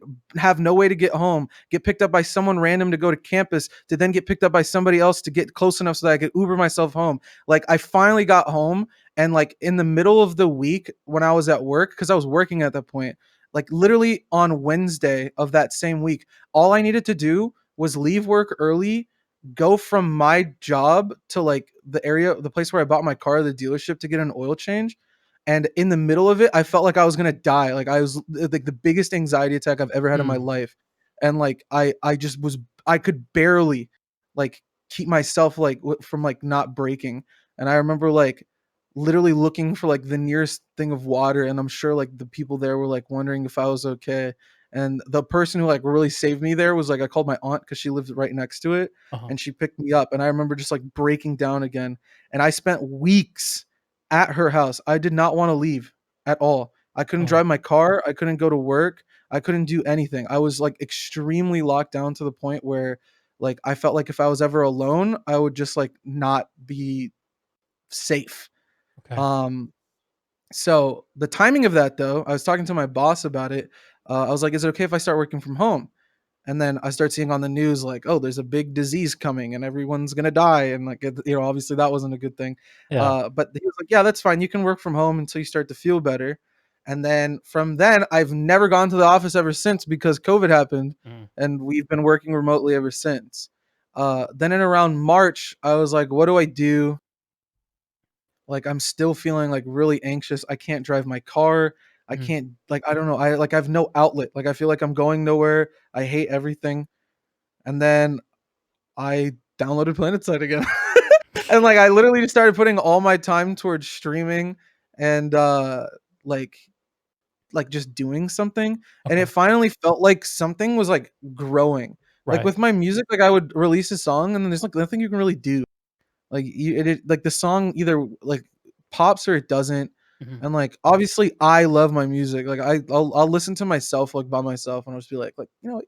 That was a banger. Like I listened to a song that I dropped back in 2017. I was like, Uh-huh. that song was pretty good. I'm like, you should remake that song now that you know how to make music a little bit better. But Yeah. like other people, like how many views did the song have? Like 40. I'm like, oh, it's like my mom listened to Yeah. it like 10 times or whatever. Yeah. So, having streaming, it was like, oh, I could see like my view count going up and people like LOLing, like, "Oh, that was so funny. You're so funny," Yeah. etc. So I like I could see the growth from it and I could see myself growing from it too, Mhm. that I just put like all my time into it, and like it like cured me. I don't know. Like I took SSRIs as well. Like and I went down like going to a psychiatrist because I tried a therapist. It did Okay. not work. Like I essentially said everything I Therapy said can to be you so to hit or them. miss. Yeah, yeah, yeah. I said literally basically everything, and I went super into stuff, Yeah. and they were like, "It seems like you have a pretty good grasp on yourself." I'm like, "Yeah, but why do I keep feeling like shit?" Like it just never made sense to me. Sure. So I went down like the SSRI route, and I was like taking Lexapro for like 4 or 5 months, How did and that like feel? um first week and a half, I was like, "This is doing literally nothing." Uh-huh. Then the next day after like that week and a half, 2 weeks passed, Mhm. Mhm. I remember waking up and like the sun had never looked so bright in my life. I was like, "This is really weird. This is really weird." I'm like, I'm just like happy and I don't know why. I was like, Yeah. "Is this what it's like to be normal or is this Yeah. not normal?" And Yeah. then I'm like really I was like monka humming at my I was like I was really suspicious at like my own self. I was like, "Okay, this is a little weird." Uh-huh. But then it helped with like a lot of the physical stuff. 'Cause, Mhm. like, I have issues where, like, I'll have, like, chest pains and, like, I'll feel like, it's a lot of people with, like, anxiety, panic attacks, like, have this sort of thing where it'll seem like, you're, it's there's so many, like, things about it online I've seen where it's like, Mhm. "Are you having a heart attack or are you just Or is it a panicking?" panic attack? And, like Yeah. yeah, and it's really just a panic attack majority of the time. Um so, it was always, like, the physical symptoms that really got to me because, like, Okay. I would clear my head, but then I would just be like, "Well, why do I still feel like this?"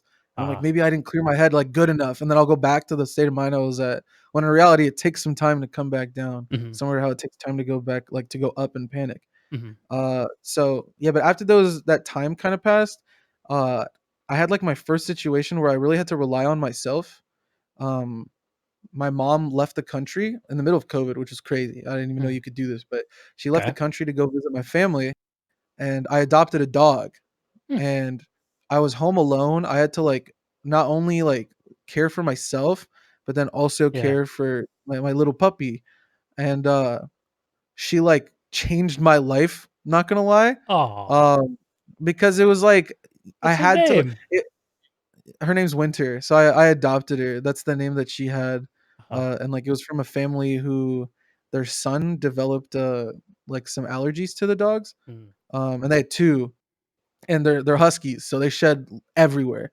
Mhm. Like my shirt actually has hair of hers like on. I always have hair of hers on me. Like I'll like be like, "What's this?" And it'll be like one of her hairs. It's like half black, half white. Um, so yeah, I adopted her, and like it was like one of those things where like I have to wake up, I have to feed her, I have to walk her, I have to take her Yeah. out to go to the Yeah. bathroom, and it's like and like she looks at me with like those eyes, and she's like thank you, thank you for doing all these things for me. I'm like, I Yeah. mean, you know how I be like, ain't no worries, I love you. And it's like that, like genuinely, like that was the first time I ever felt like I had to be an adult, Uh-huh. and it genuinely made me feel like I could like overcome a lot of the stuff. Yeah. And like I just stopped taking Lexapro. I stopped Word. taking the other thing they gave me was hydroxyzine. It's like something that you take if you're having a panic attack, It's and like it's a supposed short to like acting thing. yeah, it makes you sleepy, and Okay. like you essentially just like sleep it off essentially. Sedative. I yeah, I never even took that. And yeah, I haven't since. Yeah, like it's I feel normal. Hmm. And that's why I'm like I'm really excited to move out. Like obviously I still have like anxiety attacks and panic attacks like that, but like I've learned so much over the course of like 2.5, 3 years. Like I'll have panic attacks in the middle of a stream, and like I'm just Mhm. like able to like just like shake it off and then not really show much of it Really? because yeah, like I've just learned just a very I don't even know how to explain. I've learned so much just about like how to deal with myself Yeah. that Yeah. like I don't necessarily need a lot of I this get that, stuff. dude. I totally Um, understand that. For sure. So I went through like a really big like emotional roller coaster of like when it went from 20 late 2018 Mhm. to early 2020, late 2020. I don't even know, but it wasn't really until like October when my mom was like, "I'm leaving for a month and a half." I was like, "Oh no, this isn't gonna go well." I remember calling my aunt and I was like, "I'm gonna have you on speed dial just in case like something bad goes down." But like I remember texting her like a week after and being like, "You know, I'm gonna use this as an experiment to just like be reliant on myself." Mhm. And it was one of those like Nike just do it situations where Okay. like I learned I could trust myself and like handle myself and not need supervision all the That's a time. huge thing to As know long about as yourself. yeah, Yeah. as long as I just, like, do it. Like, you just have to do it. You just have to get up. Like, you just have to do the stuff, You don't think and about it too having hard. something to apply yourself to is huge, so Yeah. Yeah, a little bit of I've heard that from other people too, that a little bit of responsibility, like a dog to take care of, can be the difference between feeling useless and dysfunctional versus having, like, just a little bit of a loop back validation you need to just be like, "Okay, I can figure out what's next." for sure. Like, especially in the household that I grew up in, uh, like, I grew up in a very traditional Moroccan Arab household Okay. where my mom does everything. Uh, She does my laundry, she takes the dishes, she cleans everything after me. And like you'd be surprised how important doing those tasks are to like giving your life purpose, yep. where it's like you give yourself a schedule, you have to be responsible. So like I've reached this point, and I actually talked about it earlier this week in my stream, Mhm. where I know I need to move out and it's my time to move out Mhm. because I was such a good like the person who like there's one of the old frogs in my chat. It's her name is Sohoila, Mhm. and she's I think she's like I don't want to age her, but I think she's like in her 40s. Okay. She's the one who like helped me raise my dog and like Oh, kept me going because I was about to like go return my dog because I didn't think I could do it. But she's like almost like the chat's mom, like and so yes, and everybody else did give me advice, yes, but Sohail was like the person I was like uh-huh. messaging after streams, She was your go-to. like yeah, yeah, like I'm like winter's howling, and she's like she won't sleep. Like, is she okay? And she's like, she's just trying to get your attention. Mhm. Huskies are smart dogs. Mhm. She knows that if she howls, you'll give her a treat or something to like calm her down. Like just give her a couple days, and like she was right every single time. So Damn. like she actually came and like really like validated this opinion that I've generated where I was a better me when I was by myself. Where Mm. like I love my mom. Like there's nothing wrong with my relationship with me and Mhm. my mom. Mhm. But it's one of those since she does everything for me because that's how my mom finds purpose. Like Mhm. doing the dishes, then doing the laundry, then walking my dog. Like she does everything. So once she takes all those tasks over, like I just feel like I lose the space. So like Yeah. I don't make myself food. Like I never do now. But when Mm, I was alone, I was doing it all the time because, like, I didn't have to share the fridge. I don't have to, like, share the kitchen space, the word, preparation word. space, etcetera, the dining table. Your space So, like, shrinks I because you're not responsible for it. yeah, yeah. So I went from utilizing like the entirety of the house, from the Mhm, kitchen to the laundry room, the dishwasher, etc., to mhm, really just my bedroom, and then here where I stream. And then mhm, even here where I stream, I literally just use this part of the shot that you can see. mhm. Everything else there is just like, again, like it's my mom's space. Mm, And 'kay, it's like 'kay. not having my own ability to like be self-sufficient results in me being very, very lazy. I'm Right. late to my own streams. It's to that point where, like, I wake up and I'm like, "I have nothing to do," and I just go back to sleep, even though I'm working. Like, I'll literally open my work laptop, I'll, like, set it up so that it never says Bro, that I'm everyone away. does that. Bro, everyone does that. Yeah, and I just go back to sleep, I do that and then too. when it hits, like, 5 p.m., I'm like, "Alright, let me just try to speed run some of my tasks, make it look like I did some stuff at work." Then I go back to sleep, I'll be late to my stream, then I'll stream, and then I'll stay up till, like, 6 in the morning just, like, doing random stuff. That Um, explains why I see you fragging out at ungodly West Coast hours sometimes. Because sometimes yeah, I yeah, keep myself to, I'll like, just play 1 or 2 all in the day. morning my time, and you're 3 hours ahead of me. I'm like, "How is Shoctorr still awake?" Yeah, for sure. I just stay up super late, and, like, the Maki dudes are also really degenerate as well. Like, Uh-huh. me, TJ, and Panda will just stay up till, I think me, TJ, Panda, and Lude stayed up till 7 in the morning on Saturday. Oh, man. Just doing Minecraft. And the reason I knew I needed to go to bed was because I was playing, and then I was like, "What is that behind me?" And I turn around, and there's light coming from my back door. I'm Uh like, "What the fuck? It's daytime." I was like, "I gotta go to bed, guys. Like, this is unacceptable." And when I went Dude. upstairs, my dog sleeps in the living room, right? Because it's her Yeah. favorite spot. Okay. I have to pass my dog every night before I go to bed, and usually it's dark, so she can probably see me because she probably has way better vision than me, but I like to Right. think she can't. But when I went to bed that day, she literally was looking at me and gave me, like, this look of shame, like, "What are you doing?" What And, like and it was just one of those, like, "Oh my god, please don't look at me like, I'm sorry, it was a long night, we were playing Minecraft, You were with etcetera." them again, weren't you?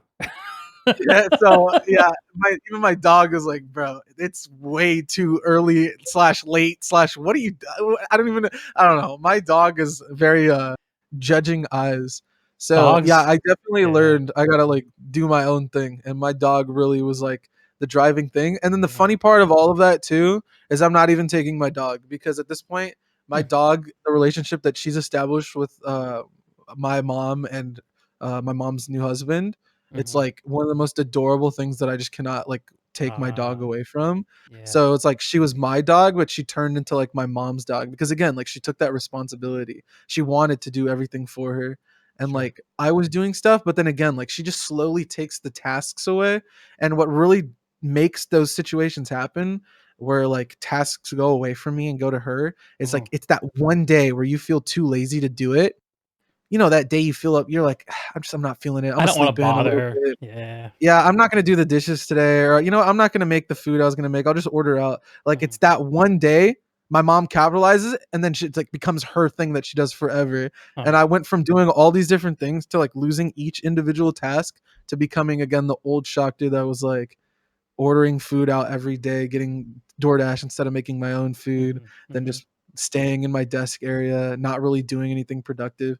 So that's why I'm really excited to kinda, like, open up that next chapter because mhm. I, like, learned that I can rely on myself even when things get tough, and that I have, like, outlets to kinda make myself feel better if and they're, like, healthy outlets that can, like, Right. help me feel better, where it's, like, playing games, streaming, hanging out with in Maki Discord with the homies. Mm, Um, it's stuff like that, and it's genuinely like I got the easiest of what a lot of people deal with, because some people live with like anxiety, like horrible, horrible anxiety, the stuff that I was dealing with, yeah. like perpetually for the rest of their existence. Mhm. So like I was very lucky to at least have found something to be like, I can put my time into this, like, and I can jump around because I need that so much. I need to be able to go from my guitar to gaming to streaming to sleeping I to like, feel I that. need to be able to bounce around or else I get way too burnt out. Mhm, mhm. It sounds like your mom's gonna miss you when you move out. I think so. My mom, another thing, and I was talking about it the other day as well. It's like when it was just me and my mom, I Yeah. couldn't bring myself to move out because Uh, I've been making more money per year salary wise than my mom for the mhm. past 3 years. Okay. Like I could have moved out forever ago. Mhm. I've had friends reach out to me and say like, "Yo, we should room. We got this townhouse. Like, do you want to be like Mhm. our third?" And I just go like, "No," because it was literally again like my dad dying when I was 9. Yeah. It's just me and my You and your mom. mom growing up. Yeah. Yeah, yeah, and it's like my mom grew up herself in again a traditional Moroccan household where it's usually 3 generations that live in the house. Okay. It's the mom, the dad, the son, the daughter, the grandma, the grandfather. It's usually Mhm. that dynamic. So usually households are between 6 people to like 12. Some families are Mhm. huge in Morocco, and that's the family she grew up in. I have 2 uncles and 3 aunts. So she has 3 sisters and then 2 brothers, Mhm. and then they all have kids, and then my grandma is still alive as well, and they all live like super close to each other. And my mom moved to America because my dad was in the Air Force. They got married, and then she came, Mhm. and then now she's kind of alone, Mhm. and she doesn't really have many friends either. Like she, especially with COVID too, it gets even harder. Like she really doesn't have that many friends. So I was like, this is a yikes. Mhm. I can't just move out, leave her by herself. But then my mom got married, and uh, Mom. he was still overseas. But then he came to America recently, and then we got my dog as well. And then it's like now I know I'm leaving her in a household Yeah. that is like I don't know, not She dead, she silent, has like someone else just to look dead. after. For sure, for sure. Yeah. And then she has people that can look out for her. Like, I'm not gonna Yeah. act like I've really done anything for her. Like, it's been more of her looking out for me. But like now I know, like, if something were to happen, like I can trust her with, at minimum, my dog. And the man Mhm. she married is a pretty cool guy too. I don't call him my stepdad just because I feel like I'm grown, bro. I'm 25. I don't have a stepdad or I had a dad and he passed. But other than that, like I don't know. I don't really see that family like dynamic anymore just because like I've grown up majority of my life You without do it you, man. Yeah. for sure. Hey, So yeah, shout out to all the moms out there. for Motherhood, man. sure. Yeah, Mother's Day, did it pass or is it coming up? I don't know. I feel I guilty that think I it's don't coming know. I up think it's either next weekend or the weekend after. Chat will know. with a little Google. Yeah. This Sunday in Australia, I'm Yep. seeing. All right. Cool, cool, cool. Yep. May 9th. Yeah, word. Good reminder to everyone. Don't forget your mom. Yeah. Get your moms, bruh. You came Yeah. out of her, bruh. Yeah. Yeah, and But I it's like a it's huge debt, like a life debt, obviously. mhm, Like she's dealt with so much shit when it comes to me. I've been such a mess like growing up. I think she's really happy to see that I'm like not a mess anymore. And like she was so torn. She's like, I mhm, want you to take Winter, but at the same time, like I want her. And I was like, mhm, no worries. There are plenty of mhm. dogs out there looking for a home. I'll just adopt another one. There you And go. my mom was like, 2 dogs. Oh no. But like, now for sure, like there's so many. Like I looked into like buying a dog and I was Uh-huh. just like, this just feels weird.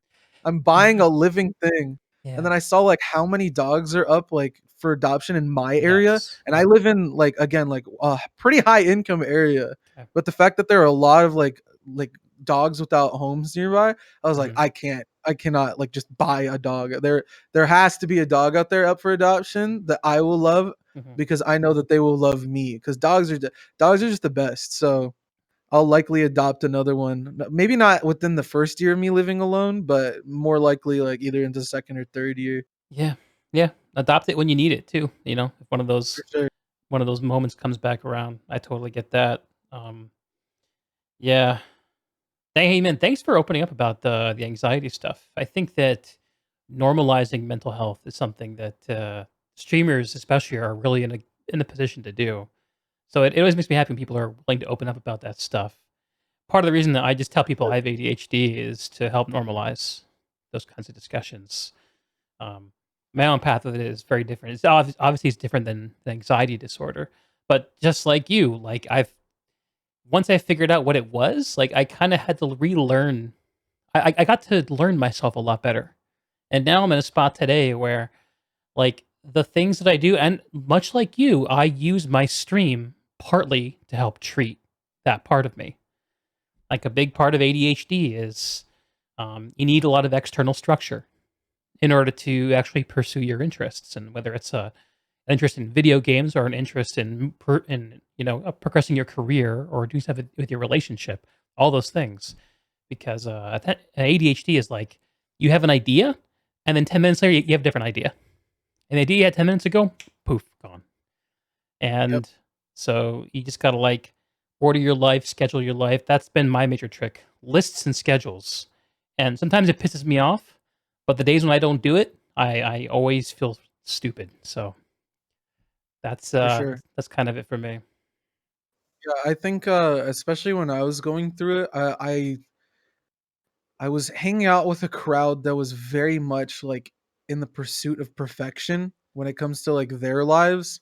Like, they a lot of the people I was talking to, none of them are bad people, I'm still friends with a lot of them, but they were all, all the time trying to just make sure that everything looked perfect. Like, Mhm. I would go to photo shoots, right? And photo shoots are literally just like we go somewhere and take pictures for Instagram, right? And it's like Yikes. like yeah, it's cringe. I know a lot of gamers would hate it. But like I've spent a lot of like I've had like a lot of like deep talks like at those where it's like, someone's taking a pictures and there's Mhm. also like the friends of that were like into photography and stuff like that. They were in the school of art, so, like, they would be the ones taking the pictures, but then, like, I would be, like, on the side after, like, I would have my pictures taken and stuff, and I would, like, have pretty cool talks. But a lot of the times, like, you would just see, like, again, like, we need to retake that picture, like, "Oh, Mhm. I don't like how I look there. I don't like how I look there," and it's, like, constantly, like, trying to hide, like, the things that make everybody insecure, and then when I finally and I always felt like I was kind of above it, where I was just like, "Oh, I'm not like them, like, I just don't Mhm. care." Mhm. But then, like, the more I spent time with them, the more I started to care. Mhm. So, I got to that point where, like, yeah, I had, like, the car accident and, like, constantly trying to keep up with my own persona that I'd, like, established. I was the rapper, and, like, I just Yeah. dropped, like, a song, everybody liked it, and they would, like I remember at that party after my car accident, like, they played one of my songs, and everyone was like, "Yo, this is a sick song, who made it?" They were like, "Yo, check him out, he's over there." I'm Oh, like, "Yo," man. and I'm, like, Dude. chilling, You and wanna it's like, relive it's that cool. moment. Yeah, and you're always like I remember going to a club, in the city, and, like, I got recognized in the line going to it. Hmm. And, like, waiting outside, and they were like, "Yo, you're the dude, right?" I'm like, "Yo, what's up?" They were like, "Yo, bro, if you catch us later, we got a table, you gotta come through and get some shots on us." And I was like, "I mean, sounds good." And then I saw him later, I was like, "Yo!" And I was, like, trying to impress this girl. I was like, "Yo," they're like, "Yo, come on up, bro. Like, you mind if I bring Shotty?" And they're like, "Yeah, come on up." And it was like, again, like, trying to keep that, like, I wanna be a rapper, like, Uh-huh. aesthetic. Uh-huh.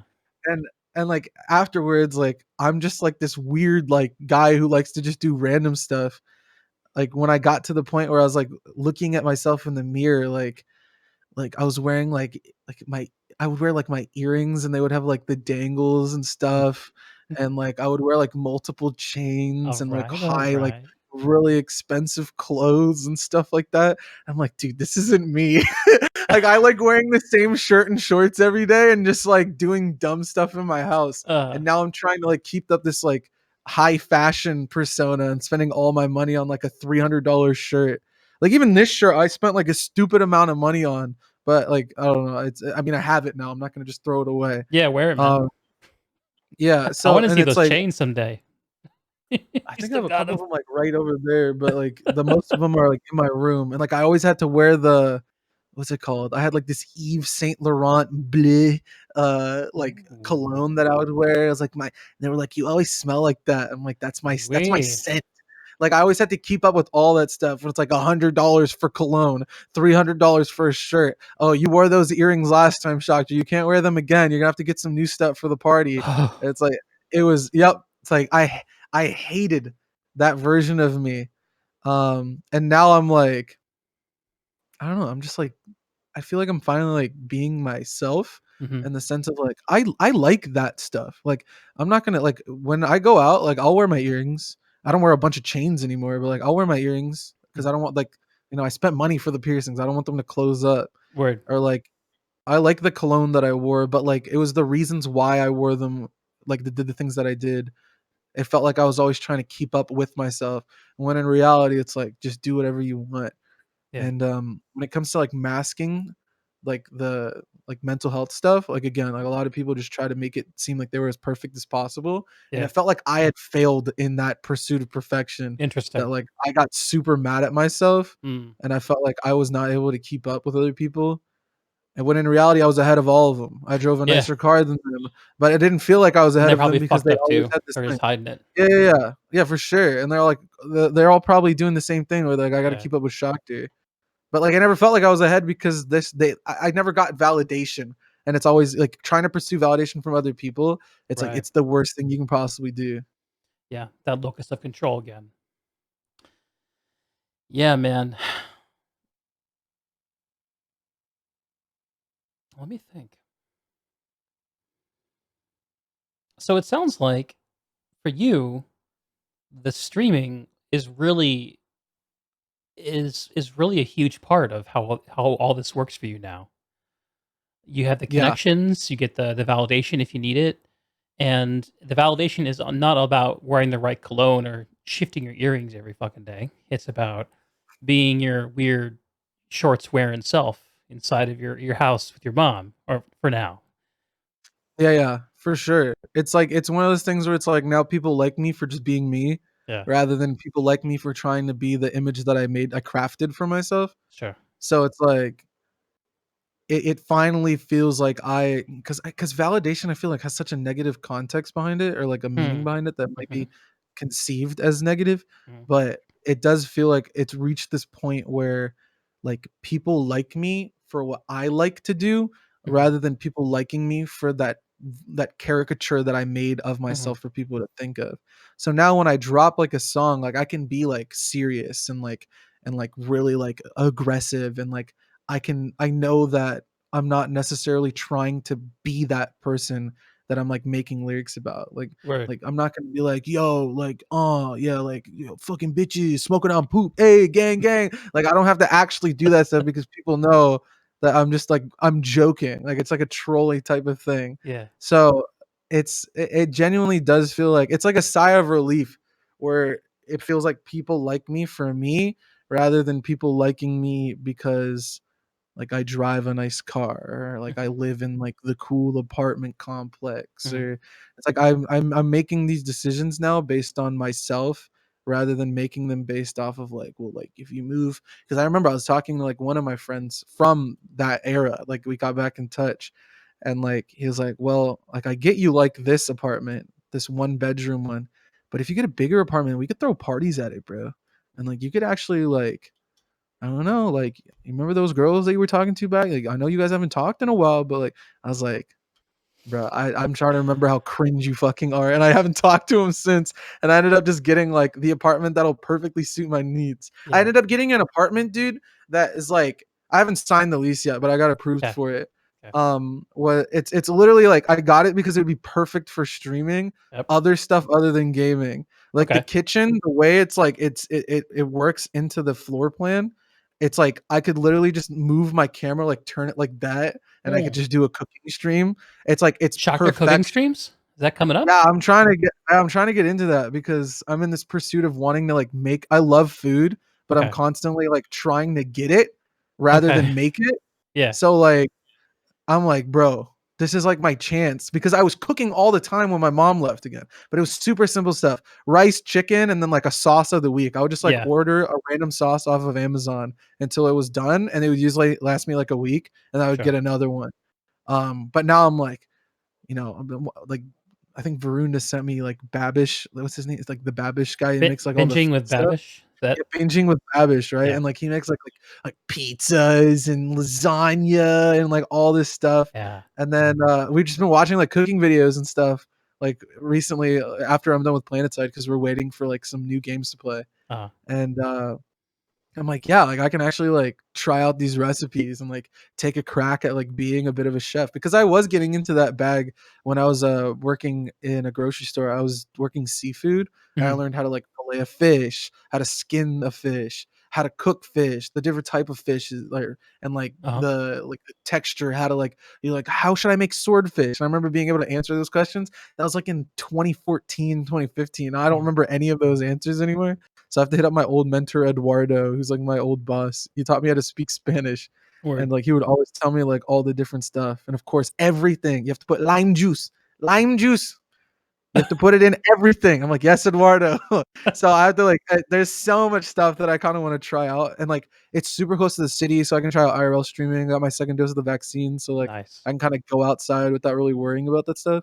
So, like, it's like an exciting new chapter, like, just for my life personally, Mhm. as well as, like, the stuff that I wanna try out with the stream That's because hype, dude.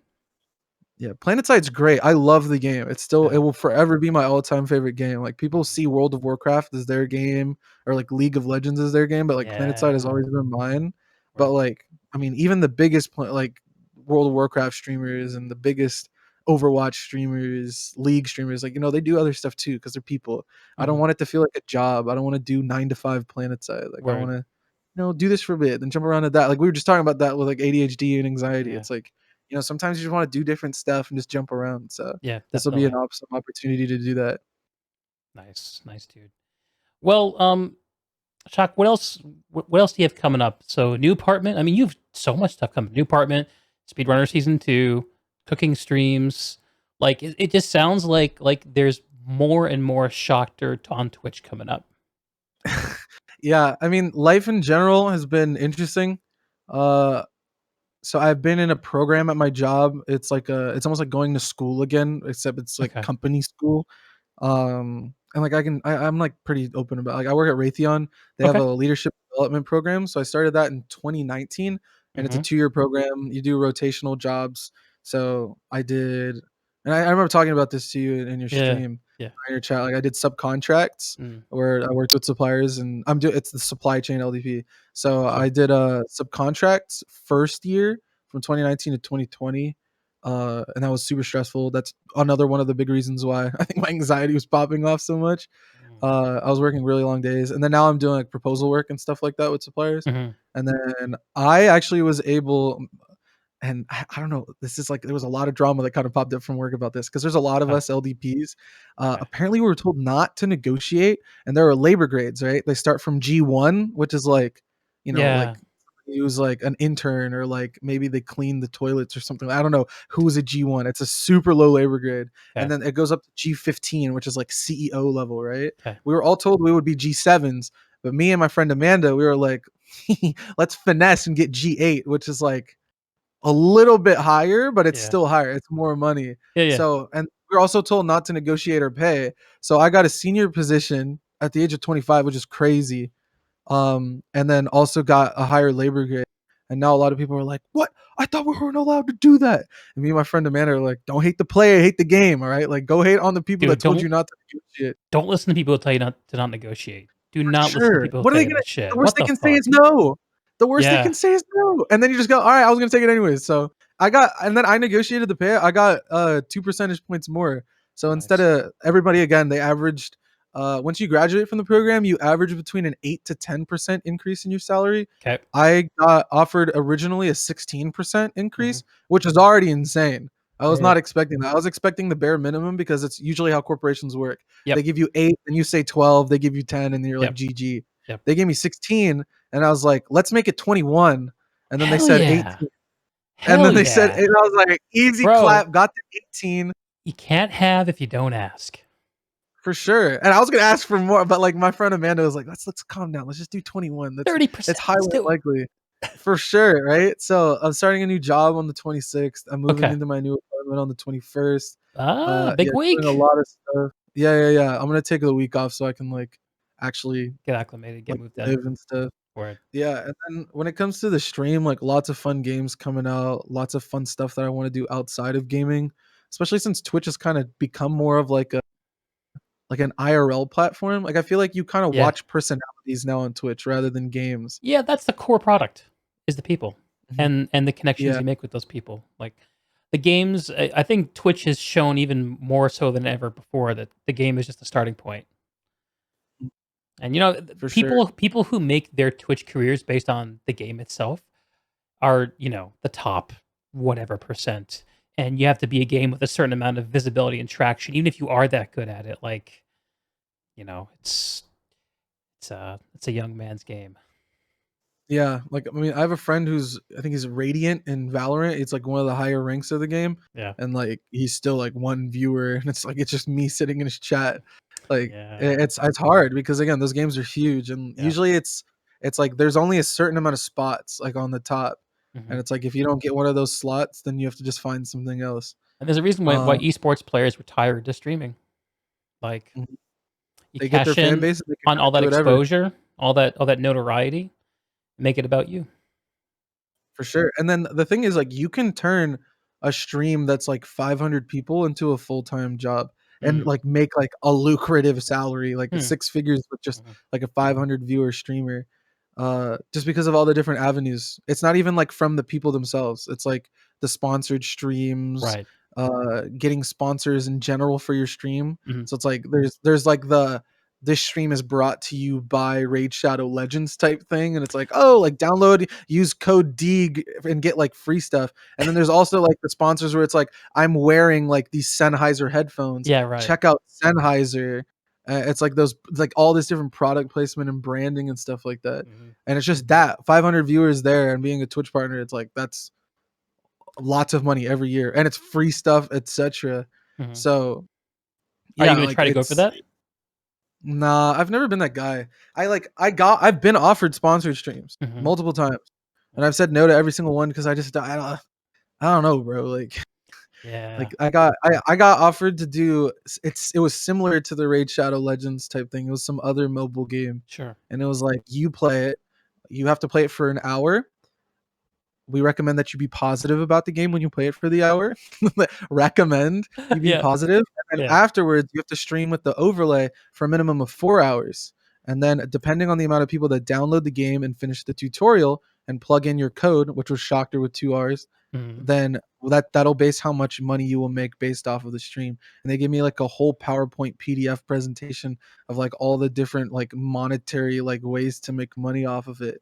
And I was just like, Yeah. I'm good. Like I Dude, don't want to do it. It just feels weird. Like when I see streamers go for that stuff, I just turn it off. I just turn them off. Like, it is such a turn off for me to see people go in for that stuff, very and I get it. disingenuous. I don't know. Like, maybe you need to pay the rent. Like, I get that, but just know that you're trading off the authenticity that you need in order for people to even show up at your stream. I don't know. It's a move I a lot was of thinking people about wanna doing do. it. I was thinking Yeah. about doing it for the cancer money, actually, and like being Okay. like, all right, guys, this is how we do it. All right. We scamaz the corporation. Uh-huh. Everybody download the mobile game, use the code, finish the tutorial, and then we'll get like 300 people to do it. And then we can get like X amount of money because I'm not allowed to actually say how much money because I signed the NDA, but we'll get X amount of money. And then from there, we'll give that. But then I was like, nah, even that's like, it just feels weird because people that'll just Scamming come out of sponsors nowhere, for charity. right? But then people, it's only like the people who know what's going on will be able Right. to differentiate that it's not me being like shady. Yeah. Because if you just come in the middle and I go like, "Yo, Deeg, thanks for downloading Raid Shadow Legends, bro. I hope you enjoy the game." Like Yeah. they'll be like, Yeah. This is not my stream." So Yeah, yeah, I yeah. avoid that too. But yeah, I don't. I the those sponsored streams. It depends on the sponsor. Mhm. Like if it was again like a product that I know I like, then I'm cool with it. Mm. But like those are for huge fucking streamers. Those are like oh the Logitech mouse is amazing. Look how good I am at Right. shooting. So it's like, and I was like gonna They use have the Logitech mouse anyways. yeah. So, but when it's like download Planetside 2 today, put in code Shoctorr for 1,000 free certs or and a Mhm. gold gauze or something like that. It's like, all right, bro, like calm down. Like we know you're getting paid for this. Can you just play the game, Mhm, like mhm. etc. Yeah. So yeah, So, sponsored streams are always kind of weird. are you planning to just, like, I wonder if you feel the same way about it I do, because 'cause I've thought about the idea of eventually, at some point, being able to do this full time, and I'm not sure if it's even something I'd wanna do. Like, I kinda think I'd still wanna have a day job just to, Yeah, I don't know, regulate me almost. I've always thought of the idea of doing it full time, but I have the luxury of not caring if it gets to that point. Like I Yeah. work 9 to 5, Like, if sometimes it I gets work there, it more. gets there. Yeah, yeah, and it's like I it doesn't really like, work doesn't necessarily get in the way that often. Sometimes it does, like, when it's, like, a really high like, I'm actually getting into one of those moments again soon where Yeah, we with the have, like, a promotion. proposal due. Okay. Yeah. Well, and actually that's actually with the current job. That's why I'm trying to get out as soon as possible. Uh, Um, like, the current job, we have, like, a proposal that's coming up, so I have okay. to, like, get a bunch of pricing and stuff from the suppliers, and they're always really hard-headed, negotiating with them, etcetera, like and then the short timing of it from the customer, etcetera, it makes it even harder, and you have to Mhm. work from, like, 9 AM to 9 PM. So, that kinda gets in the way sometimes. Mhm. Uh, and I remember, like, working the last proposal I was on, I would work from, like, 9 AM to 7 PM, then hop on stream from 7 to 1, and then edit a video from, like, 1 in the morning to, like, 4, and then sleep, and then just do that every day. I remember doing that every day for, like, that run of, Planetside to, RP when I was doing Cletus. Wow. That entire time, I was supporting a proposal throughout the month of February, and I was, like, literally sleeping, like, 4 hours a day, and I was, like, doing everything else after thing after thing. Mhm. So, that like, I don't know, like, when I'm passionate about something, I don't really, like, notice. Okay. Obviously, I'm not very passionate about my job, though, so I was, like, taking naps as much as possible, but, like, 20 minutes here, 20 minutes there isn't like sleeping 8 hours. Yeah. But yeah, I have the luxury of just not really caring. Like I put so obviously like I make money from streaming. You make money Mhm. from streaming. Like if you have a sub button, you make money. How much you make, like that's up in the air. Mhm. When you become a partner, you can't really talk about that stuff really anymore. Okay. But what I say is like I make money from streaming and that's why I did the April thing to make money for like save money for cancer, or excuse Mhm. me, raise money for cancer. Because again, like it didn't feel like I needed it. Like there are definitely people who need it more. Like I Sure. remember telling my mom, I was like, "Yo, mom, look at the receipt. I raised 10,000." Uh-huh. And she was like, "Oh, you could have given that to me." I was like, "Mom, do you really need it more than kids with cancer?" She's like, "I'm kidding." I was like, I know." But Uh-huh. like Uh-huh. it's one of those things where it's like, I don't necessarily need the money. But then now that I'm about to live alone, like I have been budgeting it into like my like what can I afford? Right. Because it is a source of income. I have Right. to report it. Like it's Mhm. not I don't just get to go, oh, haha, it's a donation. It doesn't count. I'm a charity now. It's like, Mhm. no, you're either a sole proprietor because you haven't registered your business in whatever Mhm. state you want to register in, Mhm. or you're an LLC because you want to like cover yourself. And Yeah. that's exactly what I did. I ended Yeah, up it's a smart thing. turning the stream into an LLC just to like make it a little bit easier. Mhm. Um, Mhm. Have so you have yeah, you done the math on what it would take for you to replace your income from your current job with streaming income? that's the thing where it's like the more I start to make from my actual income, the harder it becomes to turn that Yep. into reality. Yep. That's the world Because I live in. if you if you take how much I was making, so I received a 4% and then a 4% and then an 18%. So Mhm. that's like 26% increase in pay 'Kay. since I started streaming last year or I didn't I started streaming back in like 2016 and Mhm. I got affiliate back then, but like once I came back and really started committing to it, it was like in March of last year. So if you add that up, like what I would have needed to make last year to kind of replace my job is now even harder to achieve, Mhm. excuse me, Mhm. because I keep making more money in my actual job. Mhm. So it feels like that for that to catch up, I would need to like literally explode. It would need to be like some going viral thing, which Mhm. is extremely unlikely and is not something I'm actively pursuing. Right. So, yeah, but like overall, like you'd need to be like average viewership again of that 500, probably like 2,000 subs, sponsored streams, like 2 to 3 of them every month. Like Mhm. that's the Twitch stream grind that like a lot of like the Yeah. bigger streamers have to do to keep like affording all the stuff that they do. Because not only do they have to pay for their own living expenses, but then they also have to buy things content wise to make content that makes money.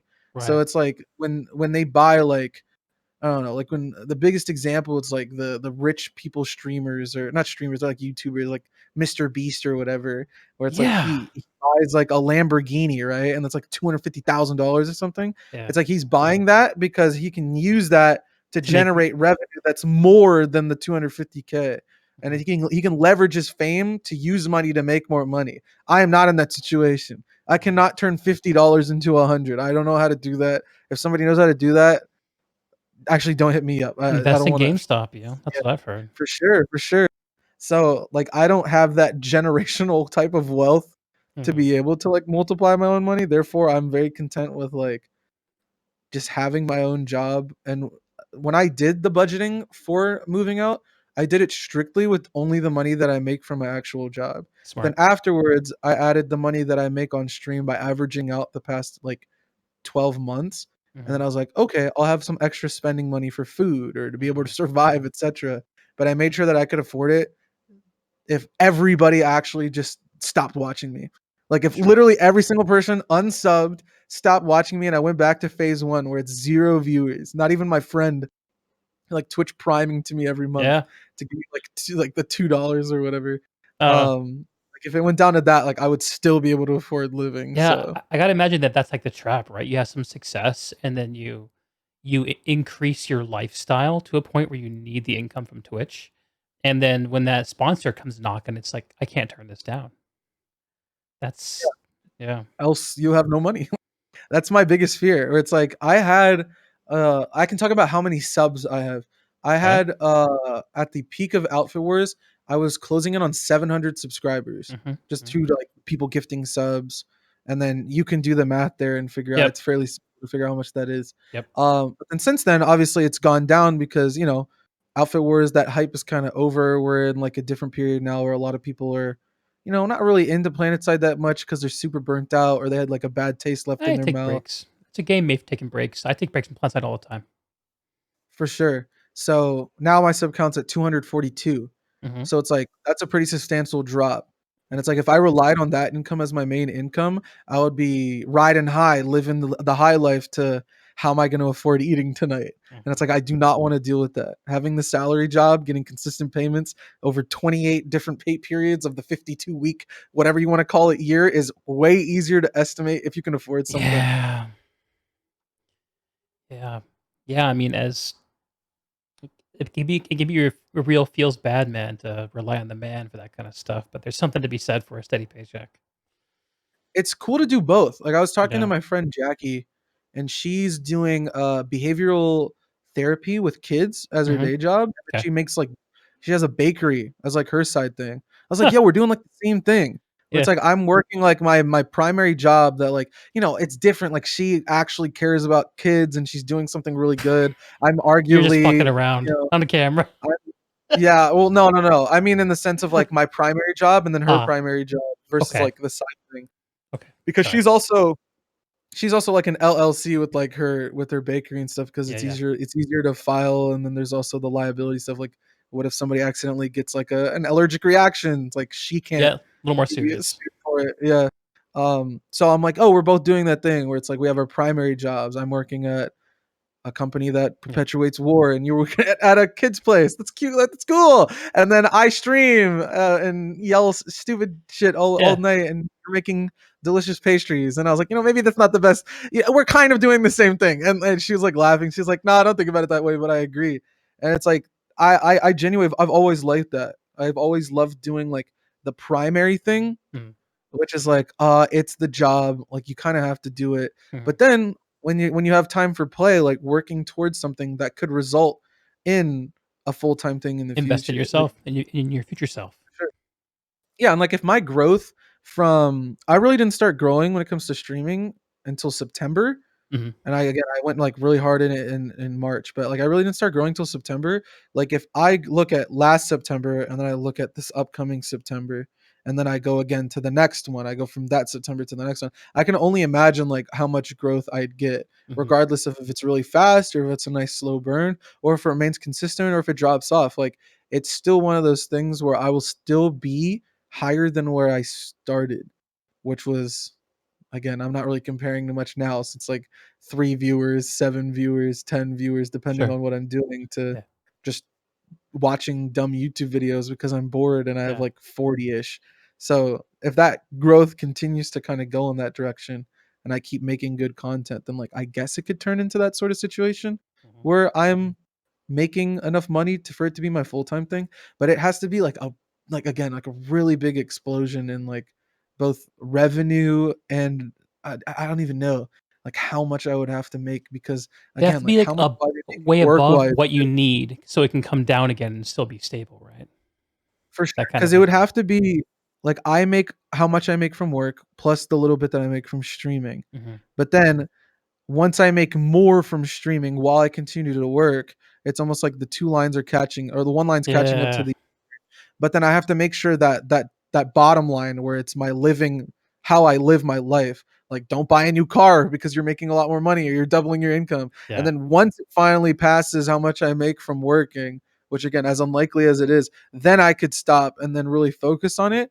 But then it fluctuates so much. It ebbs and flows to the point where it's like I would need to get like 50 subs a day maybe over the course of 30 days and I'd Yeah. also have to do all these other things and it would Yeah. definitely turn into a business and I would be very passionate about it. I would not quit and be like I got to do this and that I quit, but Mhm. it would just be one of those it would become less fun for sure. It would not be as fun as it is now, just like turn on the stream and if somebody subs you're like, "Yo, thanks for subbing. Enjoy the emotes." Sure. Uh, but outside of that, it's like I don't want it to be like if we get 50 subs I'll smash my guitar. It's like, whoa, we gotta gift him subs. He's gonna do something crazy. That's like every streamer now. It's like if I get 100 subs, I will change out of this bikini into a new I one. was just You gonna guys want say to see? that.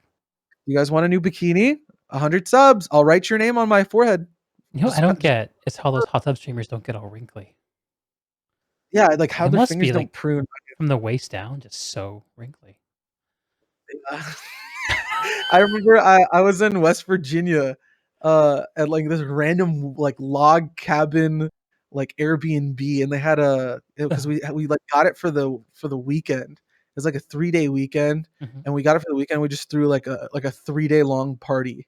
And I remember sitting in the hot tub for like 30 minutes because and like I just lost track of time because I was Mhm. drunk and hanging out with people. Drunken hot And like when tub, I yeah. got out, dude, like my fingers and my toes were just prunes. I was like, "Ugh." So I don't know. I think they're sitting in like lukewarm water and they're using kiddie pools. I'm actually doing a hot tub stream You because it was like, are! yeah, I'm gonna do it when I move out because it's like it was like one of the unspoken charity incentives once we hit Yes! 10K. I So totally pushed for that. I'm so glad you're doing that. so and then like that and then like there's like the cosplay, me going out. Like a lot of those are Aren't you getting doing a delayed. song too, like a Planetside song? Yeah, yeah, that's coming out soon. I gotta finish that. Hell yeah. Nice. Well, Shock, we've been at this for over 3 hours. Is there Let's go! Yeah, this has been awesome, dude. Is there anything else you wanna talk about? I think we hit everything. Yeah. I was again, I was really worried that and maybe we went on a tangent and that you don't usually do this. I'm not too sure. I'll be honest, like I'll play your podcast. I'll last like 20 minutes, but I usually watch it before I go to bed, so I kind of doze off. A lot of people Um, do that, and there's nothing wrong with that, friend. that's the best. Hey, you still get the view, and I get a very nice night's sleep. Win, But win, win. my worry is that it would just all be Planetside, and I can't do that for like more than an hour. But since Yeah. it was us talking about like a lot of stuff, I love talking about like real life stuff. So like since we got into that, I was like more than happy to talk more. So I love what you're doing. Thank you. I will support you, man. And when it comes to moving forward, the people you talk to and stuff like that, Yeah. if you ever need someone again, more than down to talk to you again, man. Yeah, It's I got some collab ideas. I'll bounce them off you offline sometime. I think we can good, do man. some more stuff. It'll be good. For And sure. But yeah, if you ever need a very mediocre speedrunner, again, you know where to find one. for sure. No, now that you've given us the idea, you're gonna be the hamster Dude, that hit we me use up. to test it Hit me out. up. I'm perfectly fine to talk and flap my gums all day. So just come find me. Sure. We'll throw you against like Xyros. No, it's Bro, like bro, the world record holder. I was talking to Lex and we were just kind of speculating like what handicap he would have to have in order for us to have a competitive speed run. I can't remember what we arrived at. Something like him only being able to use deployables or something like that. So I think you could beat like Xyros if he had to use something that was so slow, like when it comes to movement, because his movement is phenomenal. His aim is yeah, amazing. but like a lot of people can say that their aim is good. It's his movement that really puts him in like a different echelon than other players.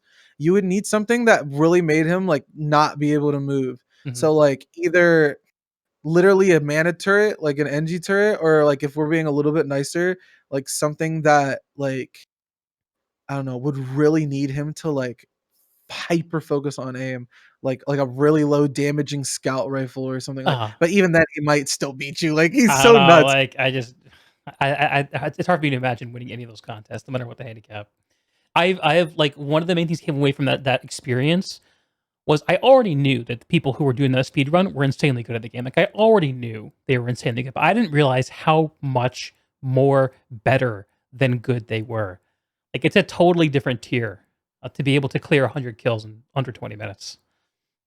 Yeah, the thing is, like, that's why I like the format so much because with 6v6, like, it's you can see that they're both good. Yeah. Like, you can see well, you can't see their POVs, but you can see both sides. They're killing each other. They're winning. Some people are positive. Some people are negative. Mhm. But it's a very detached. Like, I see it, but I don't. The thing is, when you see the speedrunners, the leaderboard, the first person POVs, Mhm. what they do, it's like it's like a level of Planetside that a lot of people didn't know existed until Mhm. like it happened. Mhm. Like Zyros getting his sub 17-minute time, and there's still like optimizations to be had in that. But Yeah. him getting 100 kills in 17 minutes and like having higher than a 5 kpm, even when Leroy did his, he had the old world record of 20 minutes and 33 seconds. Uh-huh. Seth did one and had it 2020. Ryan got 19 minutes sharp. Like every time those have happened, like you can't keep your eyes away from their POV. I almost feel bad for the person they're versing because most times the person they're versing is also having a pretty good game Yeah. relative to the normal pace, Just which is not around record like setting. 25 to 30 minutes. Uh-huh. Yeah, but it's just like it is nowhere near the level that they just get into the zone. So Yeah. yeah, I love the fact that it really showcases the skill of Planetside, whereas 6v6 does, but like I can't see what Saiyan is doing when he goes plus 20. Like I Yeah. see it, but like I'm over here and he's over there. You Like I see can't those see numbers what he's and you wanna just zoom in on his POV. Like, that's doing. the like, I have some experience casting a game no one's heard about, Team Fortress Classic, and one of the things that I did was when I was casting it is I made sure that there's the free cam so you can see what's going on, but also, like, I had, like, this a picture in picture, like, where I'd float through different points of view because people wanna see those standout performances, like, those are huge.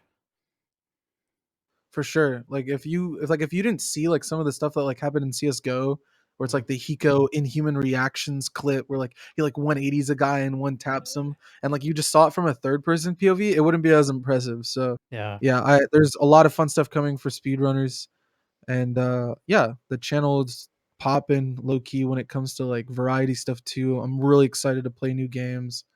And just kind of like not really take a break from Planetside, but like Mm.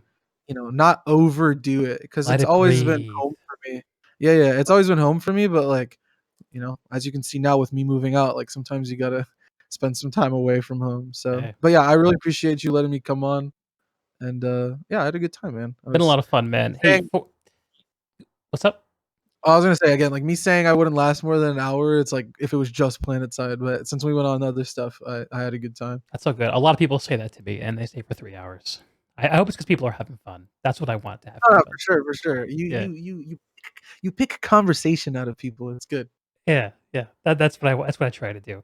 So for YouTube, why don't you let people know where they can find you? Everything is the same. Shoctorr with 2 R's. You can check out my music on Spotify, stream on Twitch, YouTube. It's all Shoctorr with 2 R's. Twitch won't give me 1 R, therefore everything else has 2 R's in it.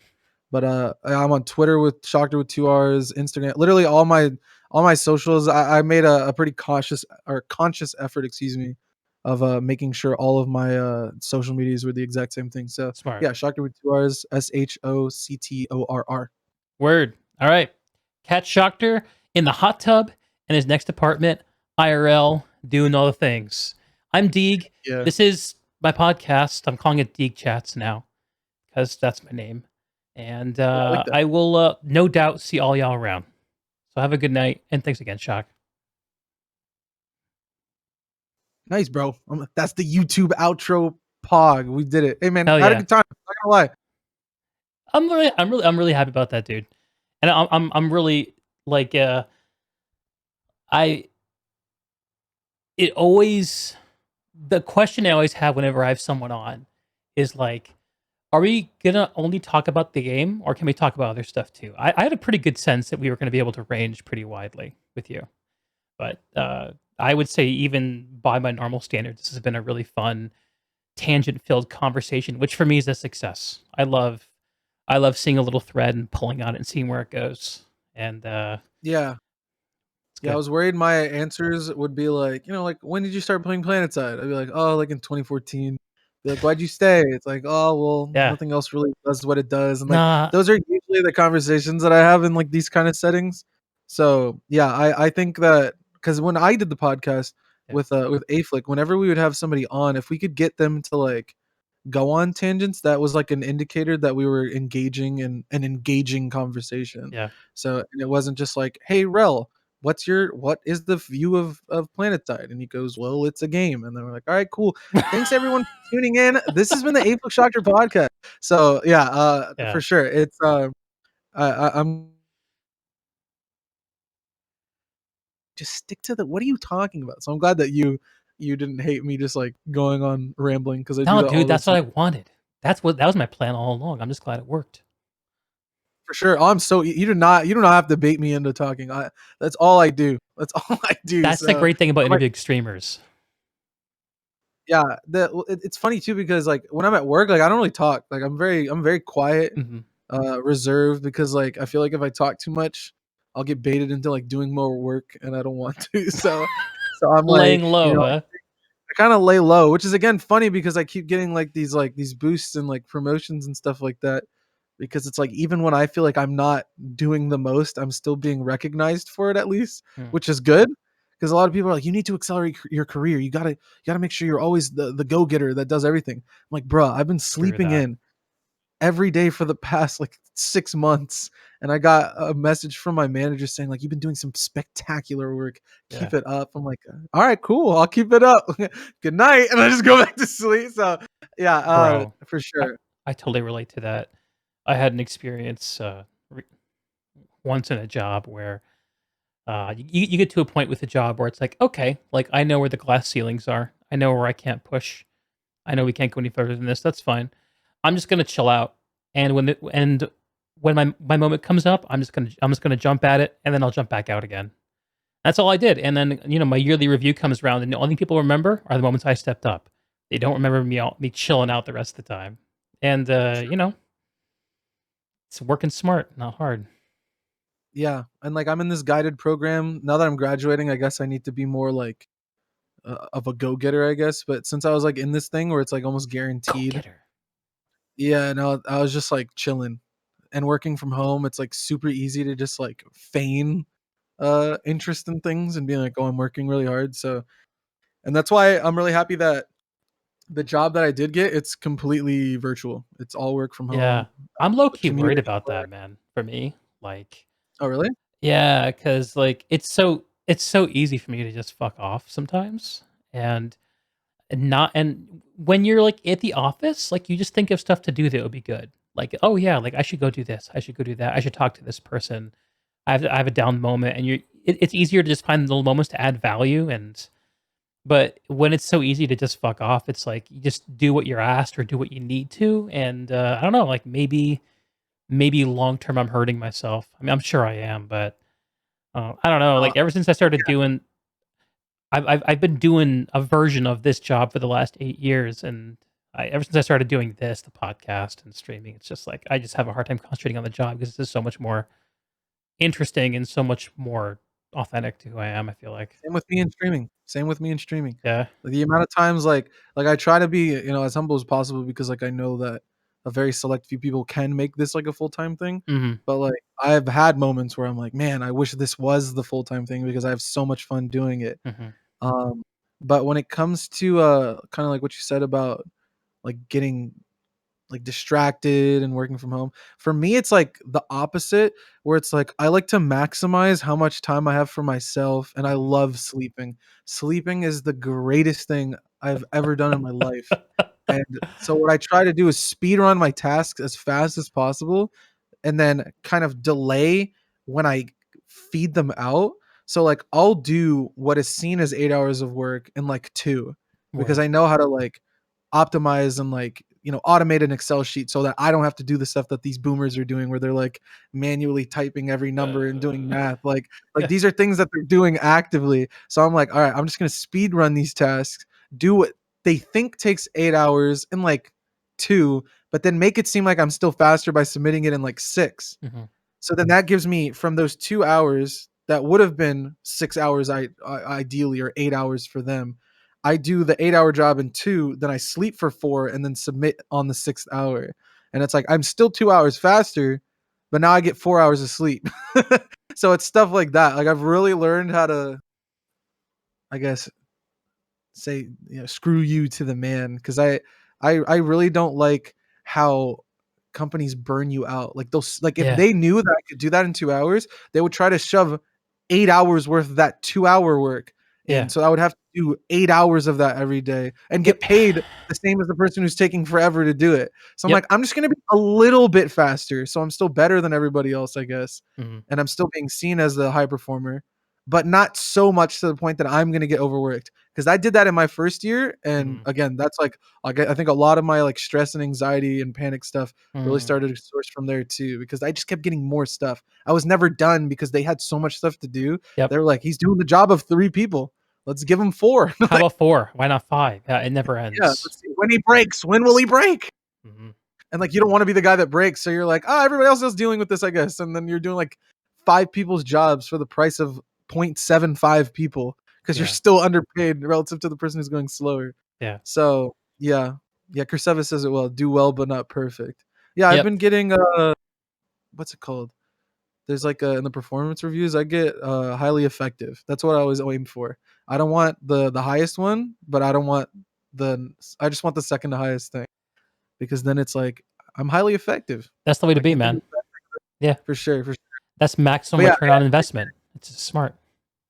yeah, I appreciate you, again, like talking about literally whatever. That I am a very big proponent of just talking about stuff. Yeah.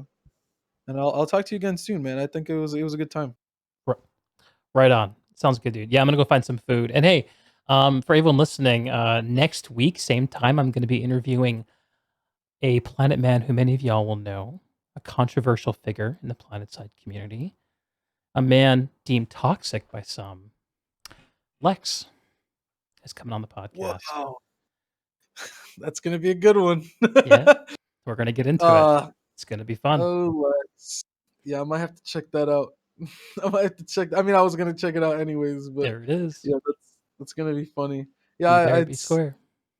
you've kind of been the person that I've said is like, you're like, for lack of a better term, like his dad. Like you're like his caretaker. Like he could totally have a conversation with Rel if you were there to make sure he wasn't being bad. Be like, Lex, calm down. He'd be like, yes, yes, Deeg. All right, Mr. Well, can we get rid of the tanks, please? And you're like, good boy. Like that's how I see you, bro. Because Lex be getting mad angry about the dumbest shit, bro. Like I don't know. You're like, why is the Beetlejuice? I don't know. If the Beetlejuice is overpowered, then why do the shitters can't get kills with it? I don't know. I don't know. So I'll definitely tune into that. I'll definitely check it out. And hey, people in It'll be chat good. already, bro. Check It'll out be Deeg. You can see his socials on this thing. Hit him up on YouTube, Twitter, Twitch. Hit him with the follow. Be yeah, good. do all those things.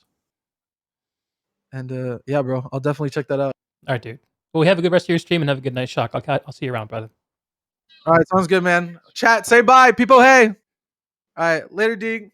Peace. Aw, that's so cute. You should make that an emote. You're just going, ah. All right, later, man.